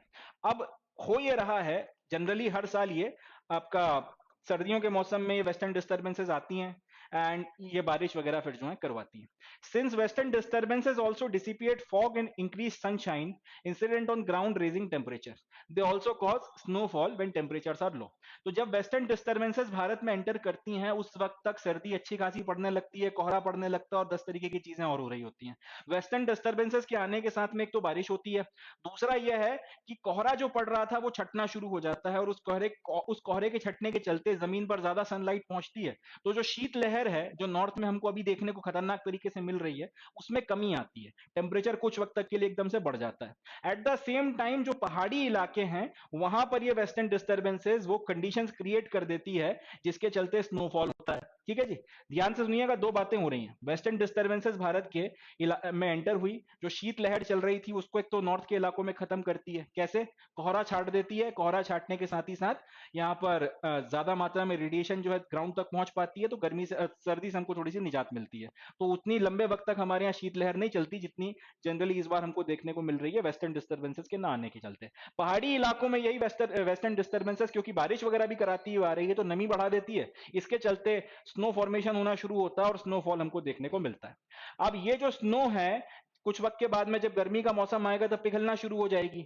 जब ये स्नो पिघलती है, जो पहाड़ी इलाकों में बर्फ गिरी है, उसके चलते यमुना, गंगा और इंदस के जो रिवर सिस्टम है, इसमें काफी बड़ी मात्रा में पानी भी जो है वो पहुंचता है। और इसके चलते ये जो वेस्टर्न डिस्टर्बेंसेस हैं, एक तरीके से इन वाटर की जो क्वांटिटी है गंगा, यमुना और इंडस रिवर में, या इनके पूरे के पूरे रिवर सिस्टम में, उसको भी मेंटेन करने में, या फिर उसका भी गर्मियों का जो सीजन आने वाला है होता है उसके पहले उसके वाटर के लेवल को राइज करने में एक इंपॉर्टेंट रोल अदा करती हैं। तो ये हो गई वेस्टर्न डिस्टर्बेंसेस की सारी खासियतें। अब होता क्या है, जनरली जनवरी का महीना आते आते 5 से 7 बार western disturbances north west India को इंपैक्ट कर चुकी होती हैं। 5 से 7 बड़ी बड़ी वेस्टर्न डिस्टर्बेंसेस की वेव्स आके भारत में कोहरा वोहरा छाट देती हैं, शीतलहर की जो दौर चल रहे होते हैं उनको निपटा देती हैं, फॉग को हटा देती हैं, 2 4 बार बढ़िया आपका जो उन पहाड़ी इलाके हैं वहां पे बर्फ वगैरह गिरवा देती हैं। और जब बाद में फिर जब वो बर्फ मेल्ट होती है तो उसके चलते आपका गंगा, यमुना और इंदस के रिवर सिस्टम में पानी की मात्रा बढ़ जाती है। अब दिक्कत ये हुई है कि जनवरी के महीने तक 5 या 7 वेस्टर्न डिस्टर्बेंसेस आ जानी चाहिए। इस जनवरी के महीने तक एक भी वेस्टर्न डिस्टर्बेंस नहीं आई। अब क्योंकि इस जनवरी के महीने तक एक भी वेस्टर्न डिस्टर्बेंस नहीं आई, तो इसके कारण दो चीजें हो रही हैं। एक तो कोहरा नहीं छट रहा, कोहरा नहीं छटने के चलते ज्यादा मात्रा में सोलर रेडिएशन धरती तक पहुंच नहीं रही है। उसके चलते जो शीत लहर है वो लंबे वक्त तक नॉर्थ के इलाकों में बनी हुई है, और पहाड़ी इलाकों में बारिश नहीं हो पा रही है, या फिर ये जो अपने साथ में बारिश ला रही थी जिसके चलते आपकी काफी बड़ी मात्रा में नमी जो है बनी रहती है और स्नो फॉर्मेशन की कंडीशंस होती हैं, वो कंडीशन फुलफिल नहीं हो रही, तो फिर अब पहाड़ी इलाकों में बर्फ नहीं गिर रही। तो जो दोनों हरकतें हैं, स्नो फॉल ना होना पहाड़ी इलाकों में, और मैदानी इलाकों में काफी ज्यादा आप कह सकते हैं लंबे वक्त तक प्रिवेलिंग शीत लहर चलना, उसके पीछे की वजह है वेस्टर्न डिस्टर्बेंसेस का ना आ पाना। वेस्टर्न डिस्टर्बेंसेस नहीं आ पा रही हैं, उसके चलते ये सारा का सारा नाटक हो रहा है। क्वेश्चन उठेगा कि वेस्टर्न डिस्टर्बेंसेस क्यों नहीं आ पा रही हैं, तो इसका जवाब अपने को यहां पर मिलेगा अल नीनो में। अल नीनो अपने को अब ये समझाएगा कि भाई वेस्टर्न डिस्टर्बेंसेस आपके यहाँ क्यों नहीं आ रही। तो पहला सवाल तो ये कि अल नीनो होता क्या है, मैं आपको पहले दिखा देता हूं, उसके बाद आपको मैं इसकी डेफिनेशन पढ़ के सुनाऊंगा। ये है लैटिन अमेरिका का इलाका, ये जो पूरा का पूरा तट है वो लैटिन अमेरिका का तट है। ये पूरा का पूरा जो तट है वो लैटिन अमेरिका का तट है। यहां पर जनरली होता क्या है कि जनरली यहाँ पे नवंबर दिसंबर के महीने में जो यहाँ पे पानी की वेव्स बह रही होती हैं, ये कोल्ड वेव्स होती हैं। ठीक है, इसको समझिएगा ढंग से। ये पूरा का पूरा लैटिन अमेरिका का इलाका है, साउथ अमेरिका है। यहां पर अब ये जो पोर्शन है, यहां पर जो 2 3 देश हैं, यहाँ पेरू हो गया और बाकी सारे देश हो गए, यहाँ पर जो वाटर फ्लो करता है, वाटर की जो वेव्स होती हैं वो कोल्ड वेव होती हैं, यहाँ पे ठंडा पानी फ्लो करता है। 5 से 7 सालों में एक बार ऐसा होता है, ये देखा गया है कि ये जो कोल्ड वेव्स हैं दिसंबर के महीने में ये वार्म वाटर से रिप्लेस हो जाती हैं। ठीक है, इसको समझिएगा। यहां पर जनरली नवंबर दिसंबर के महीने में जो पानी देखने को मिलता है, जो आपको वाटर का फ्लो देखने को मिलता है, वो कोल्ड वेव्स होती हैं। यहाँ पे ठंडे पानी की लहरें जो है वो बनती हुई दिखती हैं। 5 से 7 सालों में 8 सालों में एक बार ऐसा होता है कि नवंबर दिसंबर के महीने में ठंडे पानी की जगह यहाँ पर गर्म पानी की वेव्स बनती हुई दिखती हैं, या फिर यूं बोल सकता हूं कि जो कोल्ड वाटर की वेव्स हैं वो हॉट वाटर की वेव से रिप्लेस हो जाती हैं। ठीक है, एक फोटोग्राफ और देखिए।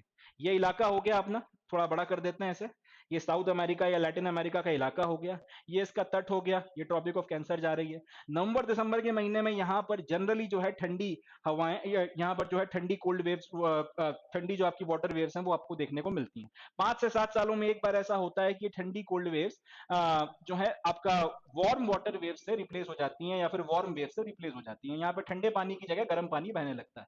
जब जब ये फेनोमेनन होता है, इसको कहा जाता है अल नीनो। इसके चलते होता यह है कि जब जब अल नीनो आता है तो हमारे देश में जो मानसून आना होता है वो मानसून बड़ा खराब आता है। उस साल मानसून अच्छा नहीं आता, इस बात को समझिएगा। जिस जिस साल अल नीनो आता है उस साल मॉनसून खराब हो जाता है। और अल नीनो का मतलब क्या है? जनरली दिसंबर जनवरी के महीने में, नवंबर दिसंबर के महीने में यहाँ पर ठंडा पानी या ठंडे वाटर की वेव्स देखने को मिलनी चाहिए।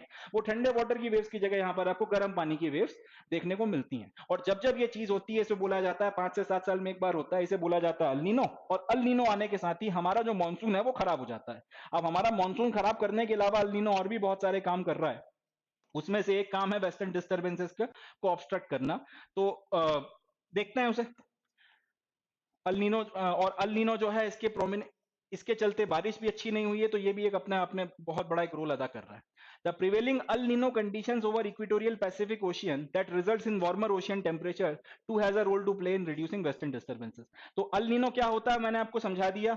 हर कुछ 5 से 7 सालों में वहां पे ठंडी जो वाटर वेव्स हैं वो वार्म वाटर वेव से रिप्लेस हो जाती हैं, और जब जब ये होता है तब तब अपना मानसून खराब हो जाता है। इस साल भी 2023 में ये हुआ था कि अल नीनो आ गया। ये अल नीनो के चलते अपना जो मानसून खराब होता है वो तो हुआ ही हुआ है, मगर जैसे जैसे इसके बारे में और रिसर्च की जा रही है तो अपने को ये पता चल रहा है अल नीनो जब जब आता है पूरे के पूरे पैसिफिक ओशियन के का जो सरफेस का टेम्परेचर है वो बढ़ जाता है। और इसके चलते सिर्फ एक मानसून खराब होता हो ऐसी बात नहीं है, जो वेस्टर्न डिस्टर्बेंसेस भारत में आनी होती हैं उसको भी ये काफी हद तक इम्पैक्ट कर रहा है। वेस्टर्न डिस्टर्बेंसेस की भारत में जो एंट्री है उसको भी ये काफी हद तक इम्पैक्ट कर रहा है।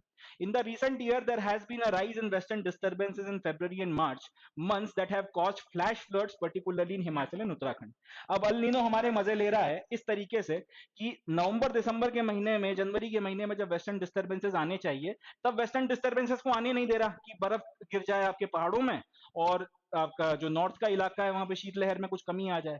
ये वेस्टर्न डिस्टर्बेंसेस को शिफ्ट कर रहा है आपका फरवरी और मार्च के इलाकों में, फरवरी और मार्च के महीनों में। इससे हो ये रहा है आपकी जो वेस्टर्न डिस्टर्बेंस जो दिसंबर जनवरी में आनी चाहिए वो फरवरी मार्च में आ रही है, उसके चलते फ्लैश फ्लड्स आ रहे हैं। उत्तराखंड का इलाका हो गया, हिमाचल हो गया, यहाँ पर बड़े जबरदस्त फ्लैश फ्लड्स आ रहे हैं। एकदम से बादल फट रहे हैं और भर भर के बारिश हो रही है और खट से जो है बाढ़ आ जाती है और हम कुछ कर पाए उसके पहले हमारा अच्छा खासा नुकसान कर कर चली जाती है।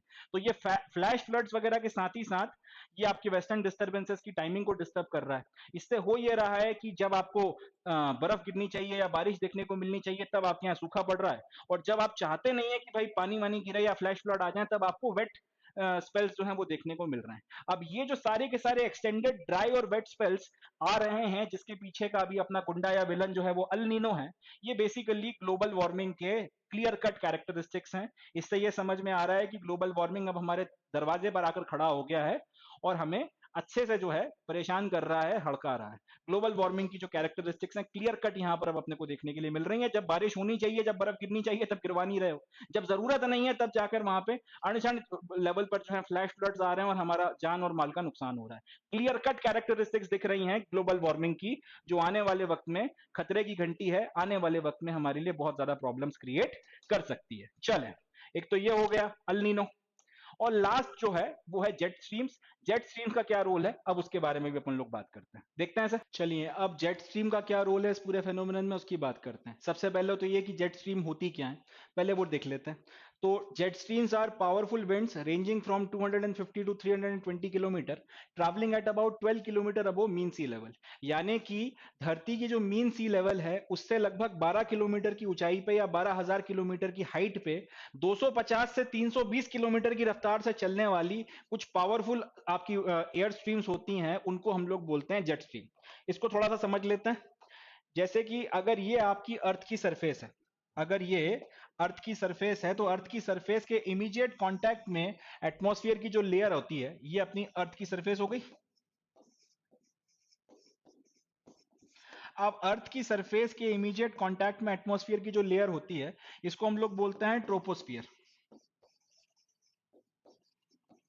ट्रोपोस्फियर जहां पे खत्म होता है लगभग वो 12,000 मीटर की हाइट या फिर 12,000 मीटर की हाइट पर या फिर 12 किलोमीटर की ऊंचाई पर ट्रोपोपॉज खत्म होने लगता है। इस ट्रोपोस्फियर का जहां पे एंड होता है उसको बोला जाता है ट्रोपोपॉज। लेट से ये आपकी यहाँ पर ट्रोपोस्फियर खत्म हो जाता है, इसके ऊपर दूसरी आपकी लेयर शुरू हो जाएगी एटमॉस्फेयर की जिसको बोलते हैं स्ट्रेटोस्फियर। तो यहाँ पर जहां पर ट्रोपोस्फियर खत्म हो रहा है और स्ट्रेटोस्फियर इसके बाद में शुरू हो जाएगा, इसको बोला जाता है ट्रोपोपॉज। जेट स्ट्रीम जो है वो ट्रोपोपॉज से जस्ट थोड़ा सा नीचे की तरफ में ब्लो करती है। यानी कि अगर ये अपना धरती का कर्व सरफेस है तो यहां से लगभग 12,000 मीटर की ऊंचाई या 12 किलोमीटर की हाइट पर एक बहुत तेज वेलोसिटी के साथ चलती हुई एक नैरो एरिया में लिमिटेड कन्फाइंड बहुत तेज वेलोसिटी के साथ चलती हुई जो विंड्स हैं जो 250 से 320 किलोमीटर की स्पीड पे चल रही हैं ट्रोपोपॉज से जस्ट थोड़ा सा नीचे की तरफ में, इनको बोला जाता है जेट स्ट्रीम। इनकी फोटोग्राफ देख लीजिए, इससे ज्यादा बेहतर समझ में आएगा। ये जो आपकी इस तरीके की चार आपको स्ट्रीम्स देखने को मिल रही हैं, ये धरती से लगभग 12 किलोमीटर की ऊंचाई पर फ्लो कर रही हैं ट्रोपोपॉज के जस्ट थोड़ा सा नीचे, इनको जेट स्ट्रीम बोला जाता है। ये जो है वो पोलर जेट स्ट्रीम कहलाती है, ये बहुत ठंडी होती है। ये सब ट्रॉपिकल जेट स्ट्रीम है, वो पोलर जेट स्ट्रीम के कंपैरिजन में थोड़ा गर्म होती है। यहां पर फिर ये जो चल रही है वो सब ट्रॉपिकल जेट स्ट्रीम है, और जो नीचे की तरफ में चल रही है वो आपकी पोलर जेट स्ट्रीम है। और फोटोग्राफ्स देखिए, ये जो पोलर जेट स्ट्रीम है जैसा कि मैंने कहा कि वो ठंडी है, ये वाली जो सब ट्रॉपिकल है वो वार्म है, ये वाली सब ट्रॉपिकल भी जो है वार्म है, और इसके नीचे जो चल रही है साउथ पोल के थोड़ा ऊपर वो आपकी पोलर जेट स्ट्रीम है। अब भारत में नवंबर दिसंबर के महीने में जेट स्ट्रीम की कहानी कुछ इस तरीके से होती है। भारत में जो जेट स्ट्रीम है यहां से एंटर करती है और इस तरीके से होते हुए यूं जा रही होती है। ये जो पूरा का पूरा इलाका है ये तिब्बतियन प्लेट्यू है, तो उसको वो क्रॉस करते हुए जा नहीं सकती। तिब्बतियन प्लेट्यू काफी हाइट पे बसी हुई है, तो तिब्बतियन प्लेट्यू से टकराकर डिफ्लेक्ट, ये आपकी जो जेट स्ट्रीम है यहां से डिफ्लेक्ट होती है और यूं होते हुए निकल कर जाती है। अब ये जेट स्ट्रीम आपको सर्दियों के मौसम में लगभग 12,000 मीटर की हाइट पर या 12 किलोमीटर की ऊंचाई पर आपको ट्रोपोपॉज के जस्ट नीचे अर्थ की आपका जो इंडियन सब कॉन्टिनेंट है उसके ऊपर ब्लो करती हुई दिख रही है। ठीक है, ये जेट स्ट्रीम, ये हो गई जेट स्ट्रीम की बात। They are carriers of western disturbances. Jet stream क्या होती है वो अपन ने देख लिया। अब जेट स्ट्रीम की खासियत यह है कि जेट स्ट्रीम जितनी वेलोसिटी के साथ जितनी हाइट पर चल रही है उसके कारण कुछ ऐसे फेनोमेनन्स होते हैं, कुछ ऐसे वेदर फेनोमेनन्स होते हैं जिसके चलते वेस्टर्न डिस्टर्बेंसेस भारत की तरफ फ्लो होने के लिए मजबूर होती हैं, वो उसकी तरफ फ्लो होने के लिए प्रॉम्प्ट होती हैं। तो कई बार आपकी जो जेट स्ट्रीम है इसको ये भी बोला जाता है कि ये वेस्टर्न डिस्टर्बेंसेस का कैरियर है, यानी कि वो जेट स्ट्रीम ब्लो होती है उसके चलते जो प्रेशर ग्रेडियंट क्रिएट होते हैं उसके चलते वेस्टर्न डिस्टर्बेंसेस मेडिटेरेनियन से ब्लो होती हुई इंडियन सब कॉन्टिनेंट की तरफ में आती हैं। But due to lack of moisture, they have only been contributing to cold air and not snowfall by now.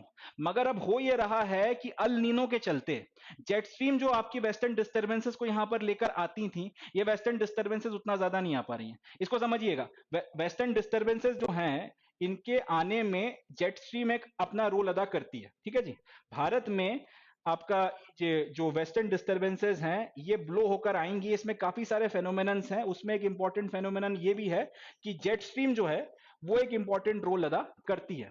मगर क्योंकि इस बार अल नीनो पड़ गया है तो अल नीनो वो इंपैक्ट जो जेट स्ट्रीम डालती है उसको कहीं ना कहीं नलीफाई करने की कोशिश कर रही है, उसको कहीं ना कहीं कम करने की कोशिश कर रही है। इसके चलते वेस्टर्न डिस्टर्बेंसेस इस बार उतनी ज्यादा मात्रा में आ नहीं रही। ठीक है, तो एक तो ये बात हो गई। अब क्योंकि वेस्टर्न डिस्टर्बेंसेस यहां पर नहीं आ रही हैं, जब वेस्टर्न डिस्टर्बेंसेस भारत में पहुंच जाती हैं तब जेट स्ट्रीम के ब्लो करने के कारण जेट स्ट्रीम का जो ब्लो करना है वो भी एक रोल अदा करता है स्नो फॉर्मेशन में एंड स्नोफॉल में। मगर क्योंकि वेस्टर्न डिस्टर्बेंसेस अल नीनो के कारण या तो आ नहीं पा रही और अगर थोड़ी बहुत मात्रा में आ भी रही हैं तो उसमें नमी नहीं है, नमी नहीं है तो बारिश नहीं हो रही है। क्योंकि बारिश नहीं हो रही है, मॉइस्चर नहीं हो रहा, तो जेट स्ट्रीम के ब्लो करने के कारण ठंडी हवा तो चल रही है मगर स्नोफॉल नहीं हो रहा। तो इसके चलते आपका जो नॉर्थ इंडिया का इलाका है वहां पर आपको ठंडी हवाएं या फिर शीतलहर देखने को मिल रही है मगर स्नोफॉल नहीं हो पा रहा है। तो एक तो ये रीजन हो गया। इसके अलावा jet streams are seen after withdrawal of monsoon and also moisture from and also brings moisture from Arabian Sea. But in recent years, jet streams have been shifting northwards. This is because of global warming, which is warming Arctic seas. तो जो photograph मैंने आपको बताई इसमें अब अपने को ये देखने को मिल रहा है कि भाई जेट स्ट्रीम इस पर्टिकुलर इलाके में ब्लो करती है, नॉर्थ इंडिया के ऊपर से होती हुई जाती है, अपने साथ में वेस्टर्न डिस्टर्बेंसेस को भी लेकर आती है और उसके नमी के साथ उसमें जो नमी होती है उसके कारण स्नो फॉर्मेशन और स्नोफॉल में ये भी अपना एक रोल अदा करती है। मगर ग्लोबल वार्मिंग के चलते हो ये रहा है कि जेट स्ट्रीम का जो ये इलाका है, ये जो पोर्शन है जहां पर ये इंडिया में ब्लो करती है, ये इसकी अपेक्षा नॉर्थ की तरफ में शिफ्ट होती चली जा रही है। ये और ज्यादा फर्दर नॉर्थ के इलाके में शिफ्ट होती चली जा रही है। ये नॉर्थ की तरफ की जो शिफ्ट है इसके कारण हो ये रहा है कि स्नोफॉल इंपैक्ट हो रहा है। क्योंकि जेट स्ट्रीम जब फ्लो करना शुरू करती है या फिर जेट स्ट्रीम आपको भारत के ऊपर देखने को मिलती है, इंडियन सब कॉन्टिनेंट के ऊपर देखने को मिलती है, जब मॉनसून की विंड्स पूरी तरीके से विड्रॉ कर जाती हैं। उनके विड्रॉ करने के बाद में जेट स्ट्रीम जो है वो भारत के इंडियन सब कॉन्टिनेंट की सरफेस के ऊपर 12,000 मीटर की हाइट पर हमको देखने को मिलती है। मगर और जब ये फ्लो करना शुरू करती है मॉनसून के जाने के बाद में तो वो अपने साथ अरेबियन अरेबियन सी से कुछ मॉइस्चर को भी ऊपर की तरफ में अट्रैक्ट करती है। मगर ग्लोबल वार्मिंग के चलते, क्योंकि जेट स्ट्रीम जो है जिस इलाके में फ्लो करती है उसकी अपेक्षा नॉर्थ की तरफ में ज्यादा शिफ्ट हो रही है, जितना ज्यादा ये नॉर्थ की तरफ में शिफ्ट हो रही है उतनी कम मात्रा में अरेबियन सी से ये मॉइस्चर अपने साथ में अट्रैक्ट कर रही है because of the global warming. तो ये भी एक रीजन है जिसके चलते जो जेट स्ट्रीम का फ्लो है वो भी अपने आप में इंपैक्ट हो रहा है, या जिस इंटेंसिटी के साथ में, जितना सस्टेनेबिलिटी के साथ में जेट स्ट्रीम हमको देखने को मिलना चाहिए वो मिल नहीं रही, और वो भी एक इंपॉर्टेंट इंपैक्ट है, या फिर वो भी एक इंपॉर्टेंट रीजन बनकर जो है निकल कर आया है, जिसके चलते इस बार कश्मीर में और हिमालय के इलाकों में बारिश उतनी ज्यादा प्रोमिनेंटली देखने को नहीं मिल रही। तो ये कुछ इंपॉर्टेंट फैक्टर्स हैं जिसके चलते इस साल बारिश वगैरह बिल्कुल भी नहीं हो रही है। तो ये अपन ने पूरा का पूरा जो है इस न्यूज को देख लिया कि क्या वो रीजंस हैं, क्या वो वजह है जिसके चलते बारिश नॉर्थ के इलाकों में इस बार कम देखने को मिली है और एकदम पहाड़ी इलाकों में बर्फ नहीं गिर रही है। ये तीन फैक्टर किस तरीके से इंपैक्ट करते हैं उस पर भी अपन ने बात कर ली और इनको अच्छे से डिस्कस कर लिया। चले, तो ये वाली न्यूज भी हो गई है, अब नेक्स्ट न्यूज की तरफ में बढ़ते हैं। So with this we come to end of today's session. आज के सेशन में बस इतना ही। अब मैं मिलता हूं आपसे नेक्स्ट सेशन में जिसमें हम लोग 27 जनवरी 2024 के द हिंदू न्यूज़पेपर के इंपॉर्टेंट करंट अफेयर्स को डिस्कस करेंगे for civil services prelims as well as mains 2024। तब तक के लिए अपना बहुत ध्यान रखें, खुश रहें, पॉजिटिव रहें, चैनल को सब्सक्राइब करें, आपके दूसरे फ्रेंड्स, दूसरे जानने वाले जो कॉम्पिटिटिव एग्जामिनेशंस की प्रिपरेशन कर रहे हैं उससे भी इसे शेयर करें, और जितना हो सके उतना इस पर्टिकुलर वेंचर का बेनिफिट उठाएं, अपनी प्रिपरेशन को उतना ज्यादा इनहेंस करें। So that's it from my side, मिलता हूं आपसे नेक्स्ट सेशन में, तब तक के लिए थैंक यू एंड जय हिंद।